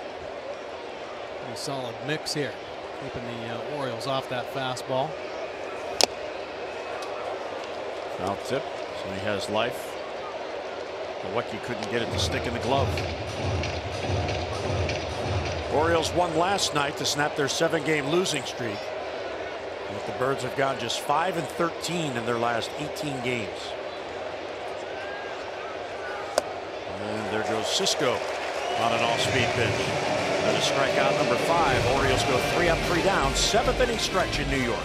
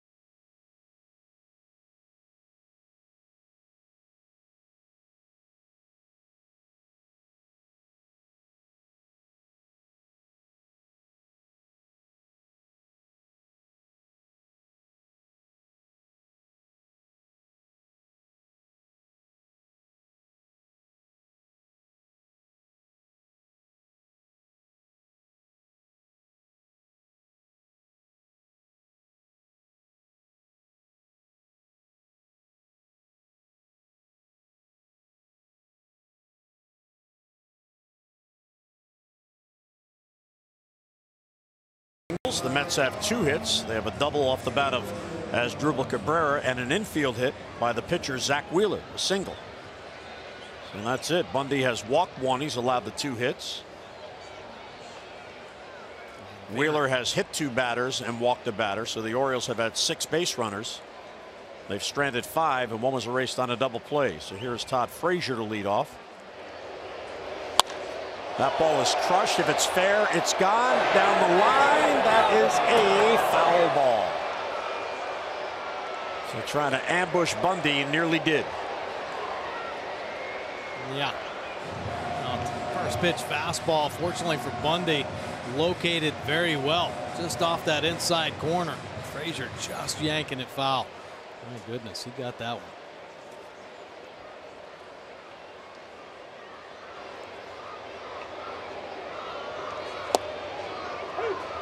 And then he freezes him with a breaking ball, 0-2. Frazier actually tipping the cap on the breaking ball right there. It drops in for strike 2. Buckles Frazier's knees. Check swing at a breaking ball. They appeal to first. He didn't go.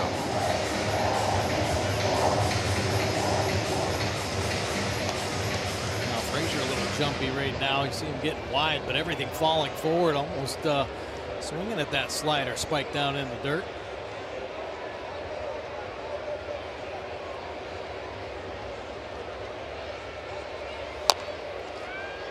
Fights that off to stay alive.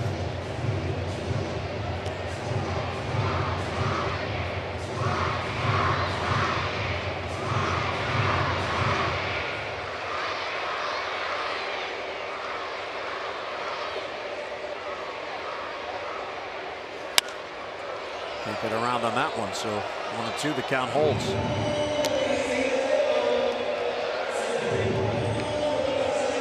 Try to work that fastball up and in there, set up the slider down and away.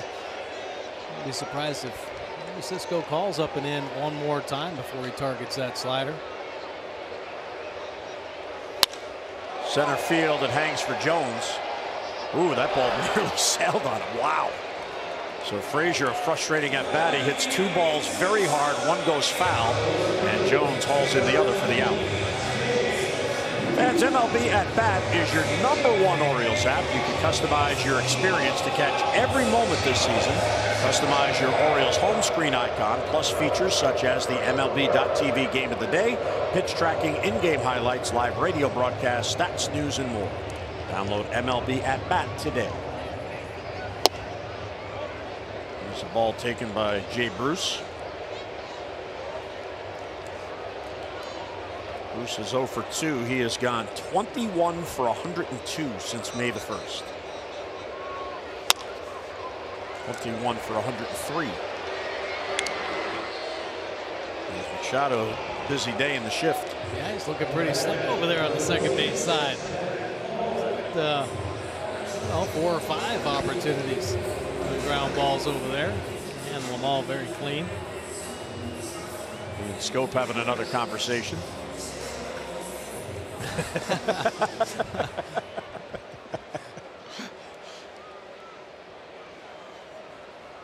So Manny back to shortstop with a right-handed bat coming up. Here's Kevin Plawecki.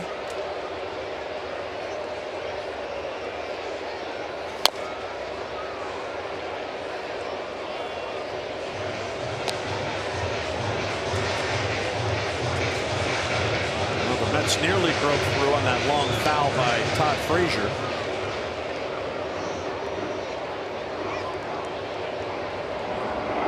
The Orioles have had a runner on second base in this game only once. Yeah, it seems like it's going to be one pitch, one mistake. It's going to decide the outcome of this ball game. They actually had first and third in the 4th inning when Machado walked and then went to third on the Davis hit. Plawecki fouls it back to stay alive.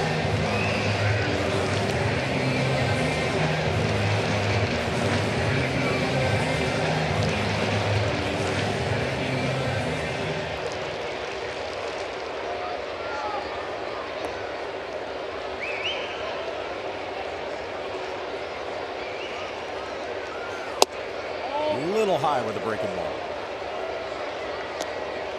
Now, home plate umpire Alfonso Marquez, he's called a couple of those high breaker balls for Bundy. But this one just kind of staying up there at the top. It bites down hard enough. Plawecki is another of the numerous first-round picks on this roster. He played at Purdue University. 2012 first-round pick, a year after Bundy was taken by the Orioles.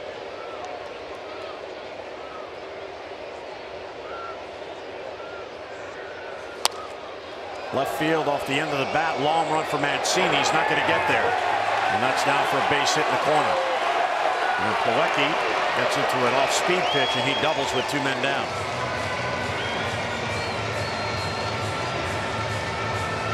Plawecki reaching out there. Mancini kind of slid over in that left center gap a little bit more. You see the breaking ball.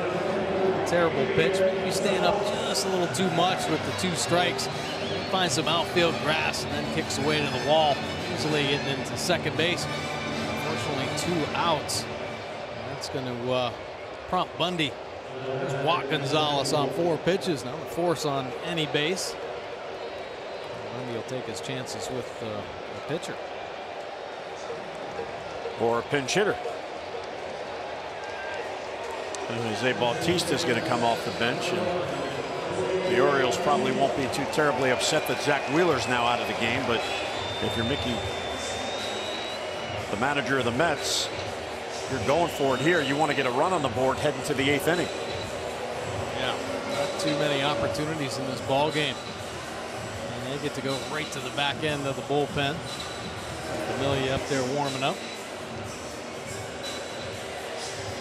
And Roger McDowell out quickly to go over the scouting report of Batista. He's very familiar with Jose Batista in the years he spent with the Toronto Blue Jays, and he's done some damage against the Orioles in the past. See Tanner Scott get loose now in the Orioles pen. So Callaway goes for Bautista. Bautista drove in the only Mets run last night. This is a long conversation on the mound here.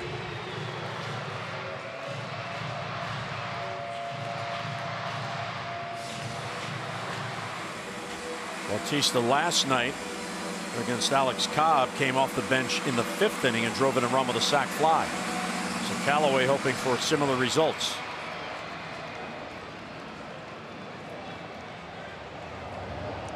Two on, but 2 down.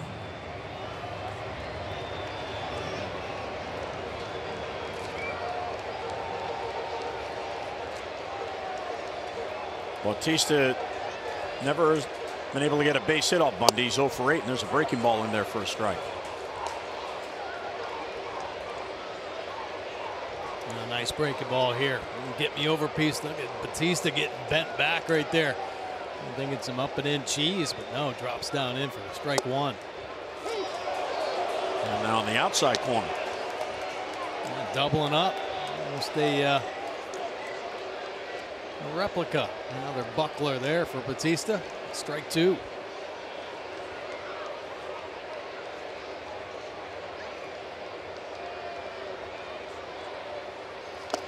Check swing. Appeal. He did go.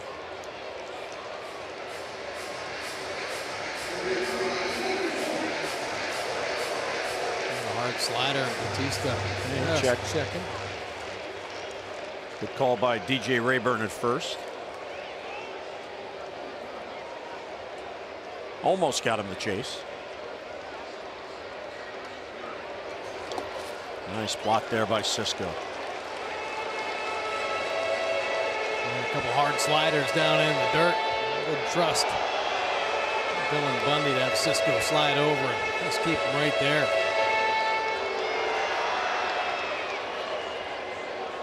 So the action pitch is coming.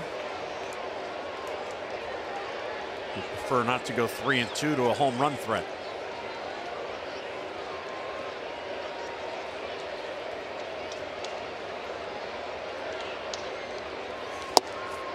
Just off the plate. Wow. Batista, real good batter's eye. He had some years where he was chalking up 100 walks consistently, just missing with the 93-mile-an-hour fastball down and away. Runners will be off with the pitch. Upstairs, ball 4, and the bases are loaded. So you got ahead of him 0-2, but Bautista, with a very patient at-bat, draws the walk. So back-to-back walks loads the bases. And it brings up the number 9 batter, Ahmed Rosario.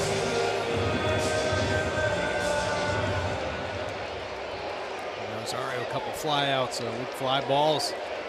Some outs off Bundy.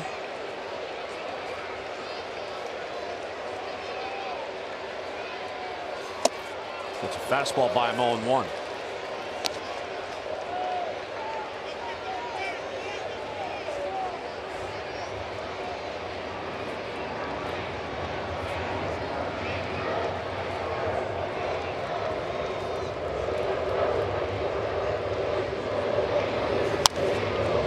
Foul, so it's 0-2. Couple real good heaters right there. Last inning, Bundy hard time getting that fastball in on the right-handers. Oh boy, did he dot up a couple heaters right on the inside corner to take full advantage of this count. Nowhere to put him, but he's ahead 0-2. And he got him. Bundy works out of it, and the Mets strand the bases loaded. All that after 2 outs and nobody on when Frazier just missed a home run. A double, a walk, and a strikeout.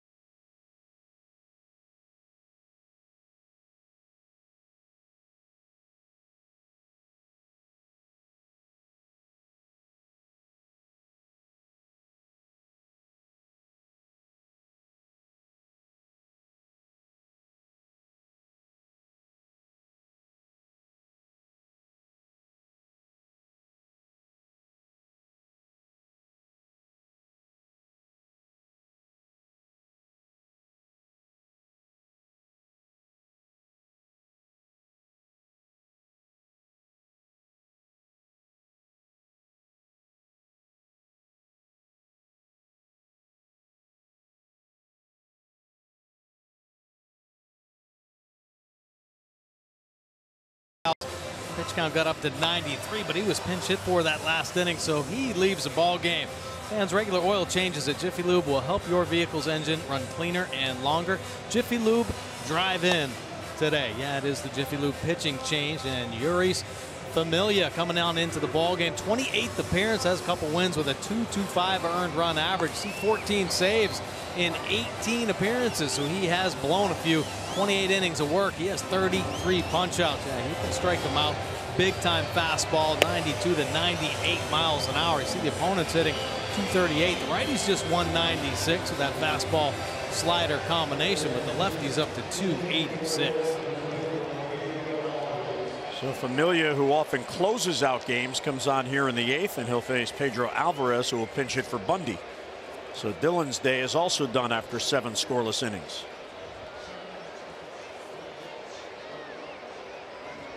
Familia has 14 of the Mets' 17 saves, but today comes in the 7th inning, or excuse me, the 8th inning, after Wheeler goes 7.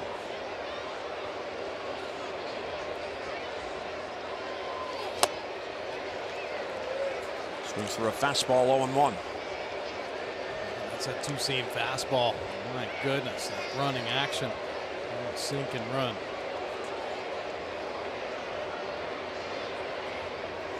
Pedro is 2 for 4 against Familia, so a little bit of history. Against the shift. Long run for Rosario, off his glove, and Alvarez is going to reach.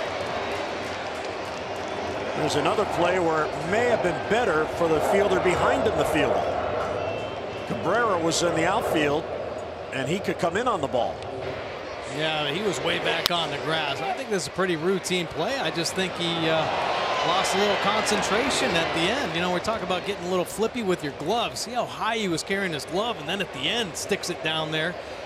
You got to get that glove in a better position at the end. And he doesn't. That's a costly mistake. And Gentry will pinch run. Put some speed on there. And they are calling that a base hit for Pedro.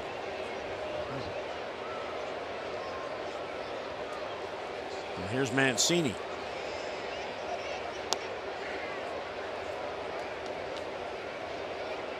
The Mets have had all kinds of problems controlling running games. They're catching just 17%. And Plawecki, who's behind the plate today, has caught just one. 1 out of 13 for 8%. Familia historically not too good at controlling the running game. A little bit quicker. They're starting to get into its head a little bit about it.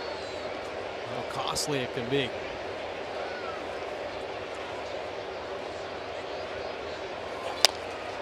That is a foul ball. Well, this year they've caught 1 when he's on the mound and 2 have made it, so 33%.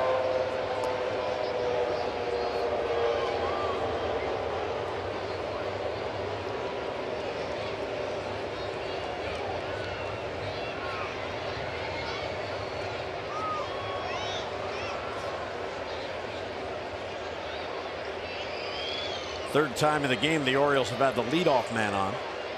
They've yet to score. Mancini to right field. Bruce in on it. He's got it for the out. Throw behind Gentry, who gets back. Mancini hit it well, but right at Jay Bruce for the out. 1 down. Yeah, tough break there for Boom Boom, staying inside that 2-seam. This copyrighted telecast presented by authority of the Orioles. It may not be reproduced or retransmitted in any form, and the accounts and descriptions of this game may not be disseminated without the express written consent of the Orioles. Oh, New York City's busy. So is LaGuardia Airport. The wind is different from last night. Last night they were landing over the stadium. Today they're taking off over the stadium. Here's Adam.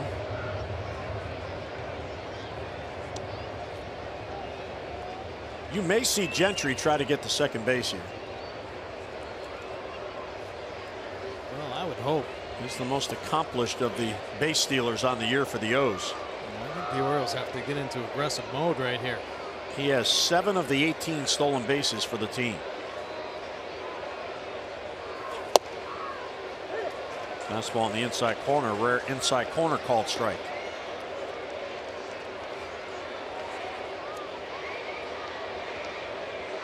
Adam has never faced Jeurys Familia.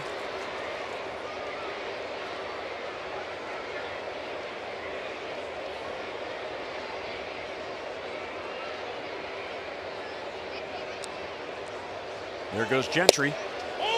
Throw to second is offline, and Gentry steals the bag.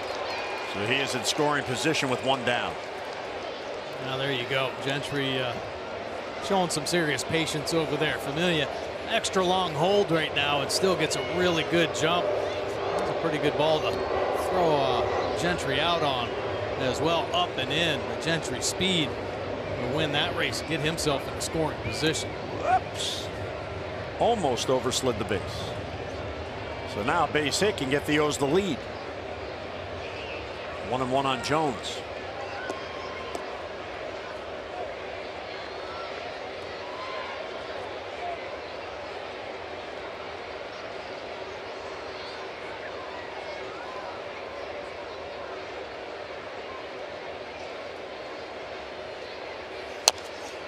Off his foot. That is a nasty sinker. He's targeting that inner third, just boring it in on the right-hander's hands. It is a heavy ball. 94, 95 miles an hour. A little bit more velocity in there if he wants. No score. Gentry at second with only 1 down.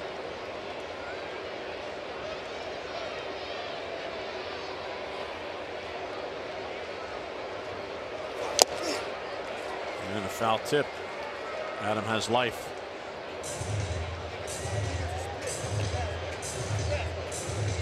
Yeah, you see Adam saying, That's a fastball right there, getting that kind of movement at the bottom of the zone. Manny Machado behind him saying, what is that pitch?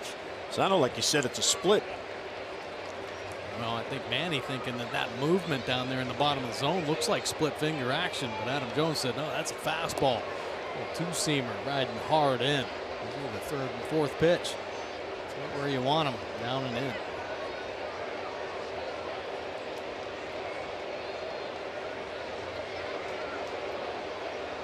Count holding 1-2 on Jones. Line drive, base hit left field.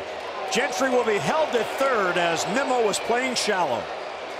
So Adam delivers, and the Orioles have first and third, and only one down. A nice swing by Adam Jones, really staying the course with his approach. Not cheating at all after a couple power sinkers in there on the hands. Familia tries to trick him with a little slider, and Adam Jones staying tall, and he smokes that slider left field. I don't know if it was because Nimmo was in tight or Adam Jones hit it so hard. And Bobby Dickers has got to put the brakes on with Gentry. Orioles threatening right now, first and third with just the one out. Yeah, that's a good hold. Now even a fly ball could get the O's the lead. And the Orioles' leading RBI man comes to the plate in Machado. He has 48 RBIs in the Orioles' first 59 games. So a chance to get the lead here in the 8th inning.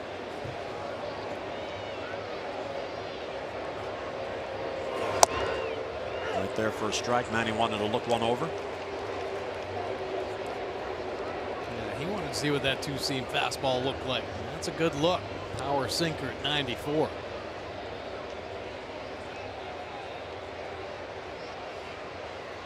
Amelia hoping for a double play.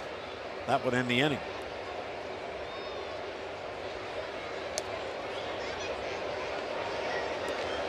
Adam is not likely to run with Machado up. But you never know. He does not have a steal yet on the year. I've seen some surprises out there on the bases this year. Not with Adam. 0-1 on Manny. Center field and deep. That'll chase Conforto back. Tagging is Gentry. Conforto has it. Here comes Gentry to the plate. And the Orioles have a 1-0 lead. So Machado does come through. And how about that for manufacturing a run? Infield hit off the glove, a stolen base, a base hit, and a sac fly. I'd like to see that. Nice job by Manny Machado. And here's our fourth drive of the game. Showing the patience here, getting a pitch he can handle and powdering this ball to deep center field. Pushing Conforto back. Plenty of room for Gentry to walk home and get the Orioles on the board. Hurry to your local Ford dealers for great savings on cars, trucks, and SUVs. There's Jonathan Scope now with 2 down. He'll look at a strike. So the closer comes on in the 8th and gives up a run. Looks like everybody's curious as to what Familia's throwing. See Casher over there saying to Manny, what was that? Yeah, it's coming in hot. It's got some serious action. Dive bombing downhill.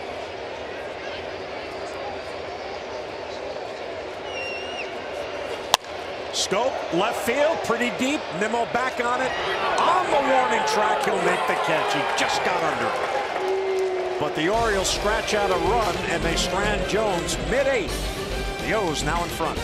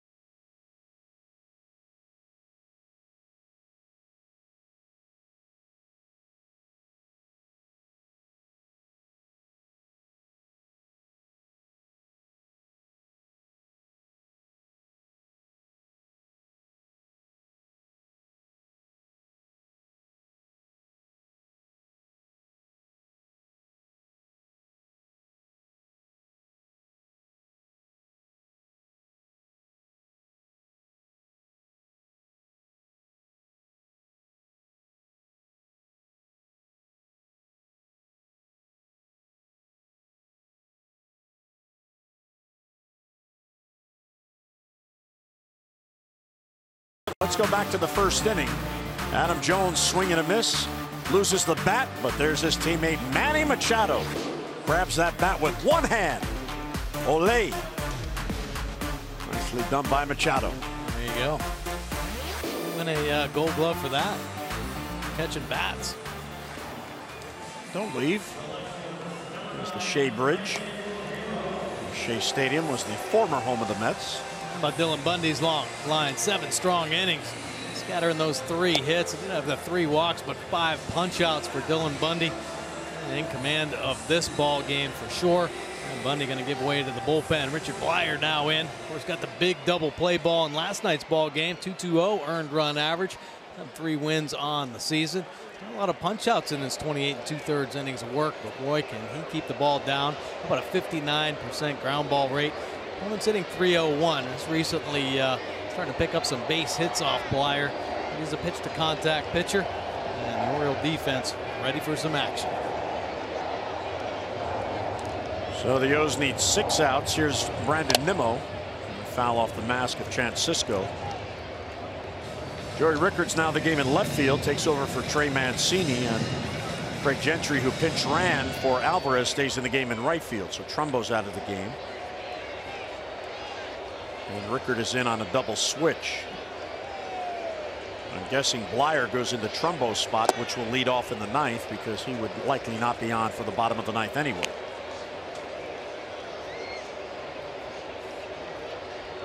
Michael Givens now getting loose. Alan Mills right behind.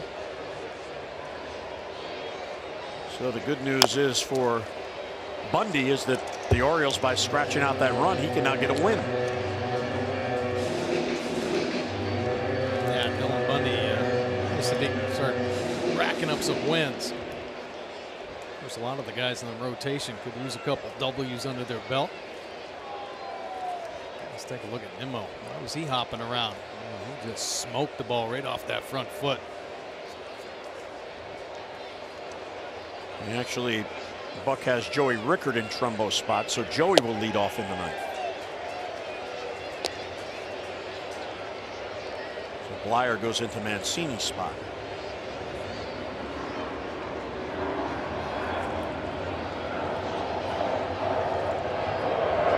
Robert Gesellman in the Mets bullpen. Meantime, 3-2 on Nimmo. Blyer, he has been giving up his share of base hits. In his last 13 appearances, Mike, he's allowed base hits in 11 of those. Yeah. But this is where he's most comfortable starting an inning. Yeah, and Blyer doesn't mind if a guy puts the bat on the ball. And typically for him, he works both sides of the plate, keeps it down in that lower third. A lot of ground ball work, but yeah, they've been finding some holes off Blyer here recently. But take a look at that work. Everything around the perimeter. That's when you know he's getting back on his game. Popped foul. That'll be back in the crowd. So this will be an 8-pitch at bat at a minimum.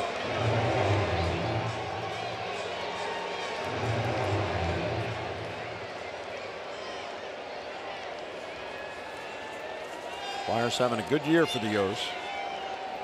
For a while there, he was the Orioles' most consistent reliever. Center field and a base hit. So the time run is on, leading off here in the bottom of the 8th.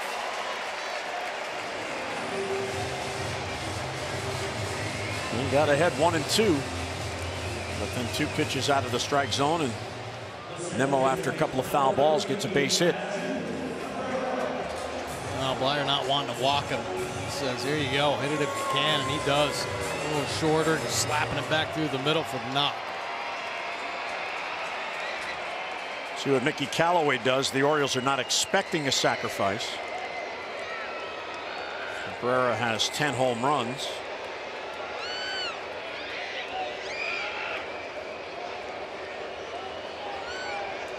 As Cabrera rolled over that ground ball double play. Strike on the corner.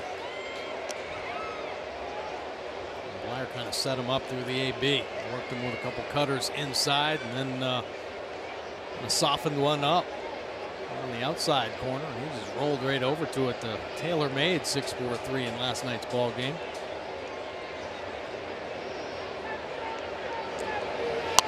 Bunt back to Blyer. He caught it in the air, and this is a double play.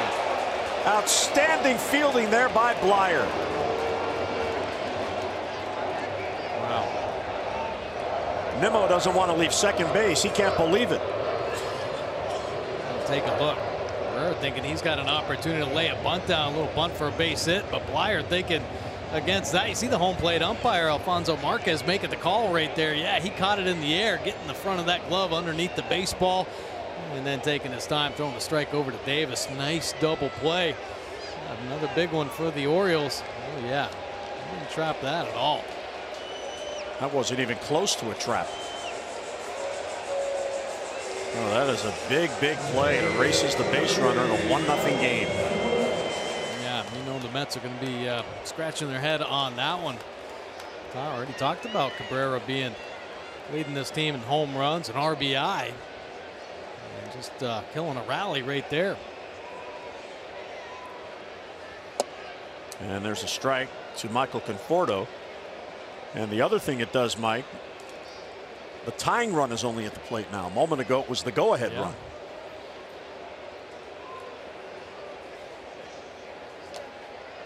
One, 2. Well, I guess there are different ways to skin that cat, right? Blyer getting the double play in last night's ball game traditionally.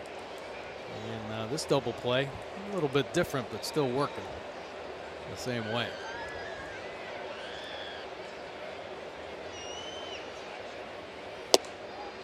Can't get in the chase. 1 and 2.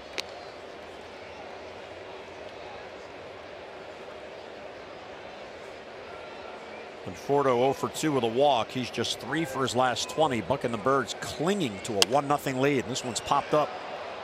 Who's it going to be? Davis, I think. Calls off Manny, and he's got it. So the leadoff single erased on the double play. Outstanding fielding play by Blyer. We head to the 9th in a 1-run game.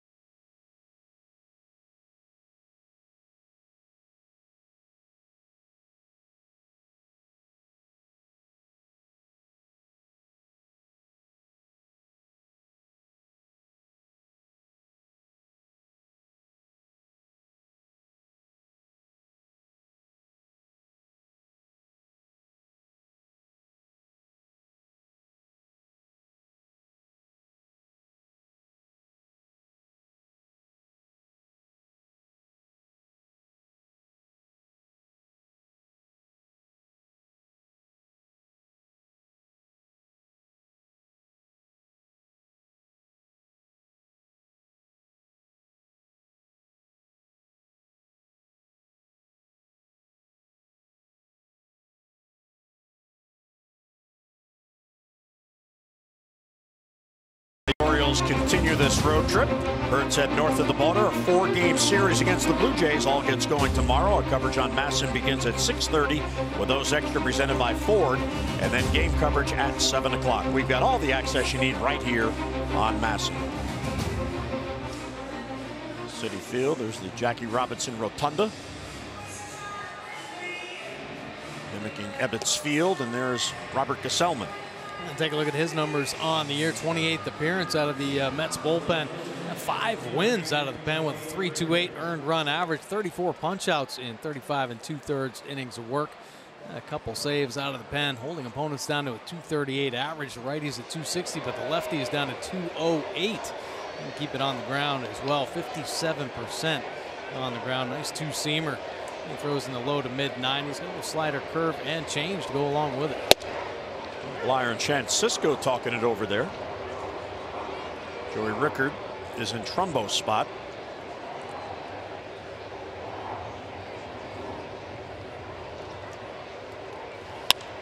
Buck Showalter using 3 off the bench in that 8th inning. Oh, what a play. I hope it was worth it. He held the glove up. It was.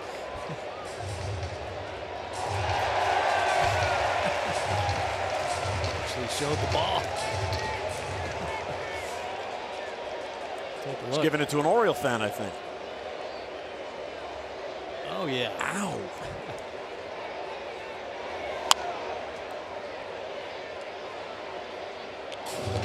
So the Mets have now scored just 2 runs in 41 innings. Scoreless 8 today. Rickard 4 for 18 on the homestand. Ow. Another hit batter. That's the 3rd Oriole batter hit by a pitch. Yeah. And that's big with a speedy runner on, Mike, for insurance. Yeah, for sure. They'd love to get Rickard on there. You don't like to see the Orioles getting plunked here. They've been getting squared up. Rickard taking one in the backside. Cisco took one in the backside. Mancini took one right in the chest.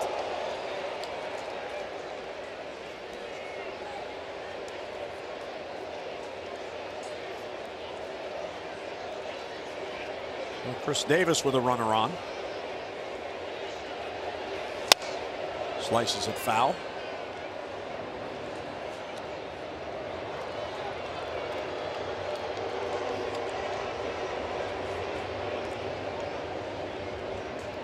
Well, I know you're talking about the Mets and their struggles putting runs on the board, but you know the Orioles only winning by a run here in this ball game, and they won by just the 1 run in last night's ball game. The Orioles offense just doing a hair better right now. They'd love to get a couple more insurance runs, because at some point, you know, the Mets offense is going to start putting together some big innings. And again, if you're the Orioles, you hope that's Friday against the Yankees. Yes. Rickard had a huge dump, but Davis fouled it off, so Rickard back to the base. Some kind of a jump. Inside.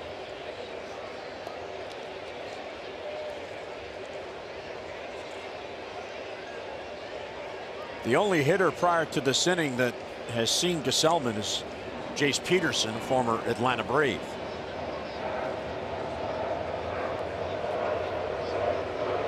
The Mets in the 9th will have Frazier, Bruce, and Plawecki due up.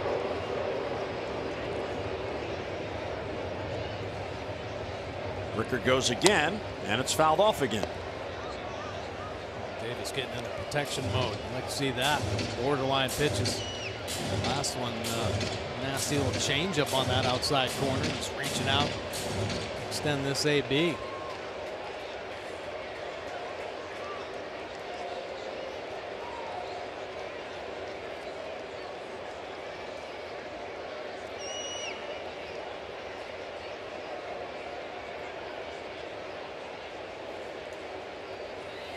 Up and away, Rickard bluff going that time.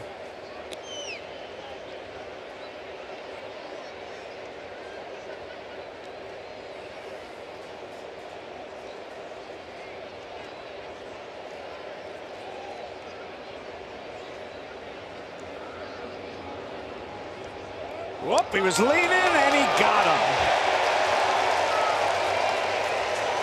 So Rickard is picked off first. Now Rickard showing he was going to go a couple times, and you see that quick lean, and that's all it took right there. Quick tag down by Gonzalez, and a nice little pickoff move. Get the first out on the board.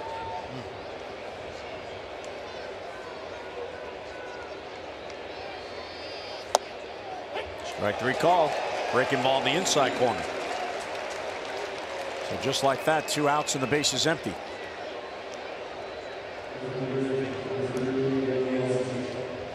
Now nasty breaking ball here.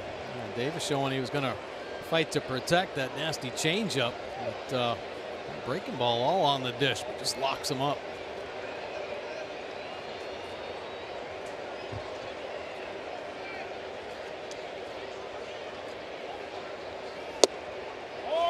Ball 1 to Valencia.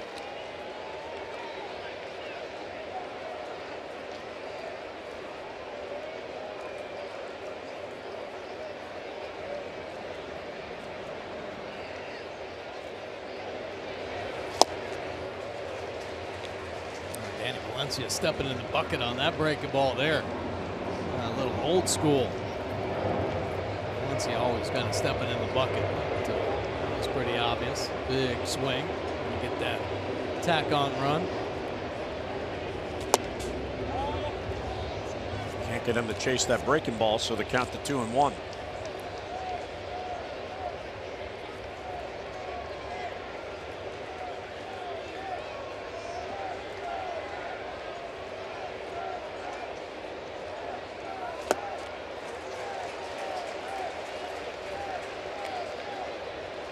Hard slider right there. Won't make a mistake on the plate. Not with that swing.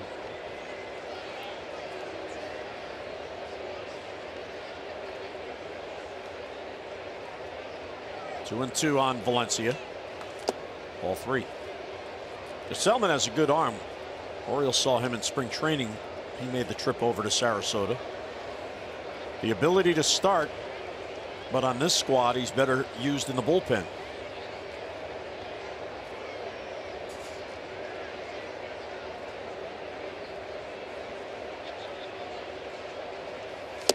And he got him. So here we go. O's go down in the ninth. Back-to-back strikeouts end it. Brad Brock coming on, looking for closure.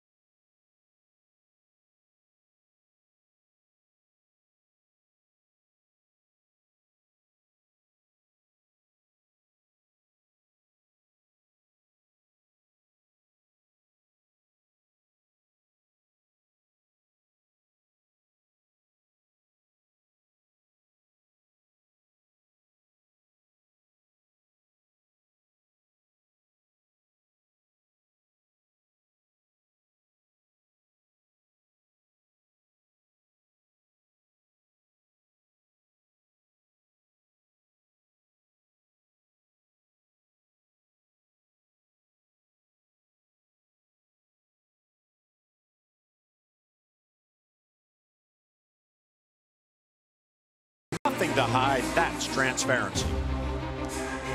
What a game. 1-0. The Orioles have the lead. Jace Peterson off the bench. He'll take over for Valencia at third base. So better glove. And here's Brad Brock on for the save. Yeah, Brock making his 23rd appearance out of the O's bullpen. 3.27 earned run average. Picked up his 9th save in last night's ball game. 25 punch-outs in 22 innings of work. Opponents hitting 258. Righties just 192, but the lefties up to 351 off Brock. It's Frazier, Grush, and Plewecki here in the middle of the lineup.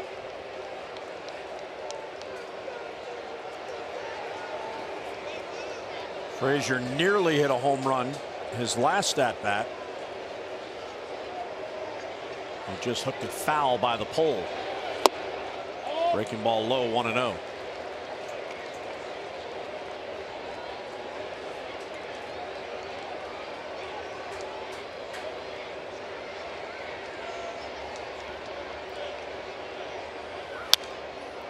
Good cut, fouled it back.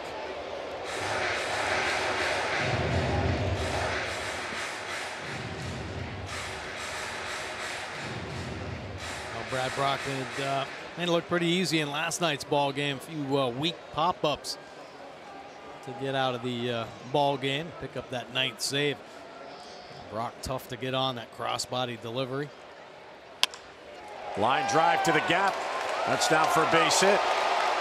Over to cut it off is Gentry. What a job. He holds Frazier to a long single. Yeah, Beautiful play out there by Craig Gentry in right field. And Frazier driving one to right center, staying on top here. It looks like it's going to make it to the wall, but out of nowhere comes Gentry, cutting it off and getting himself in a good position to throw a strike to Jonathan Scope. And then Frazier had to put the brakes on. The veteran Jose Reyes comes off the bench to pinch run.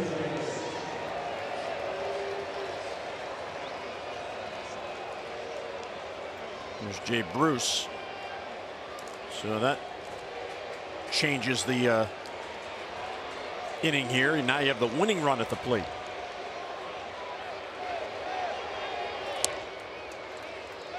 Brad Brock has been very, very effective in his last 10 games. He's gone 11 innings and has allowed just an unearned run, no earned runs in his last 10 games. And he's lowered his ERA in those games from 6.55 to 3.27.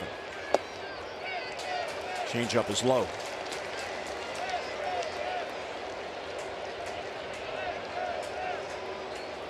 Yeah, Brad Brock settling right in with his power stuff.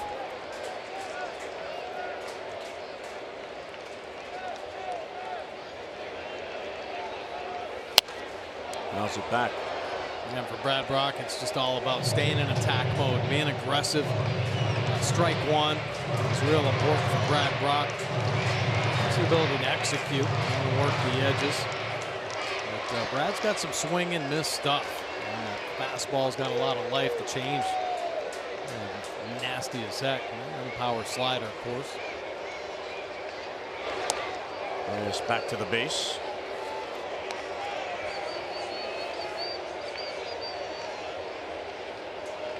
Reyes not the base stealer he was as a younger player. He has 2 and 3 attempts this year.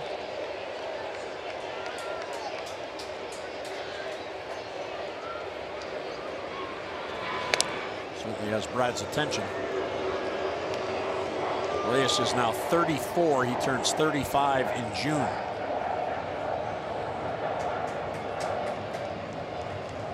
This is his 3rd season with the Mets. In his 2nd tour with New York, he came up as a Met.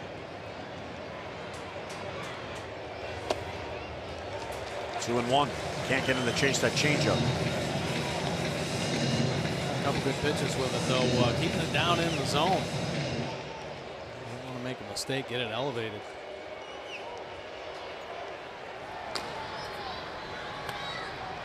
Sewald getting loose in the event this game is tied. Ball 3.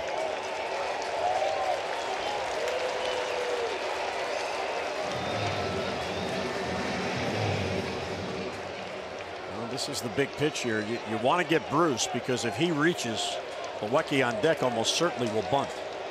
Bruce is no way he's going to bunt. Left center field.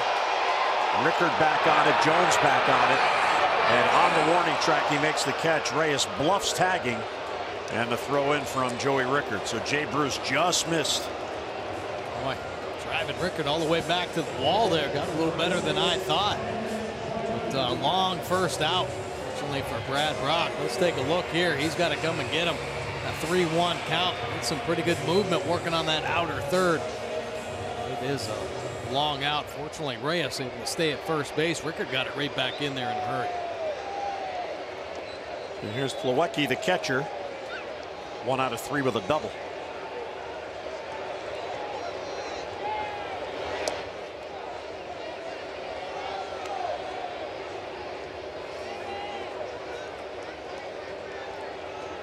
With Brock on the mound, there have been 2 stolen bases and no caught stealers.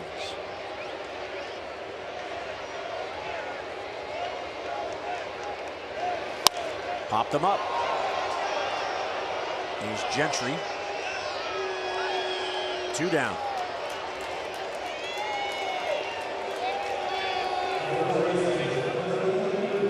Reyes, the potential tying run, back to the base now with 2 men out.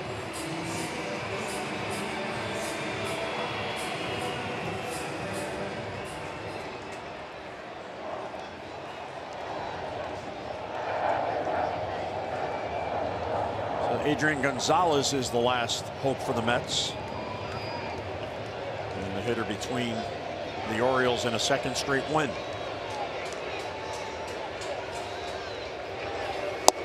Strike one. Best pitch in baseball. Strike one, you got it. And it'd be nice if it could be located just like that, down and away. A big lefty.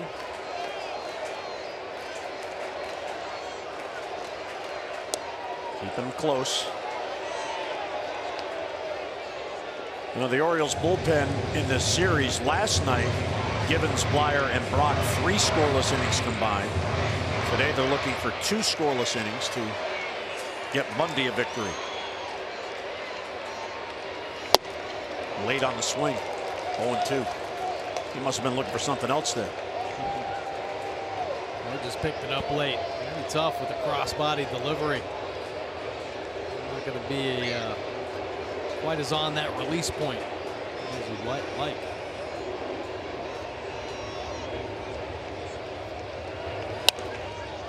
Just does get a piece of that.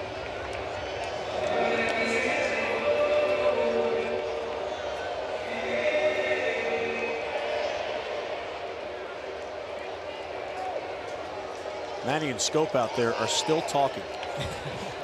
What pressure? So it's a 1-0 game in the bottom of the 9th, and the winning run is at the plate. No pressure.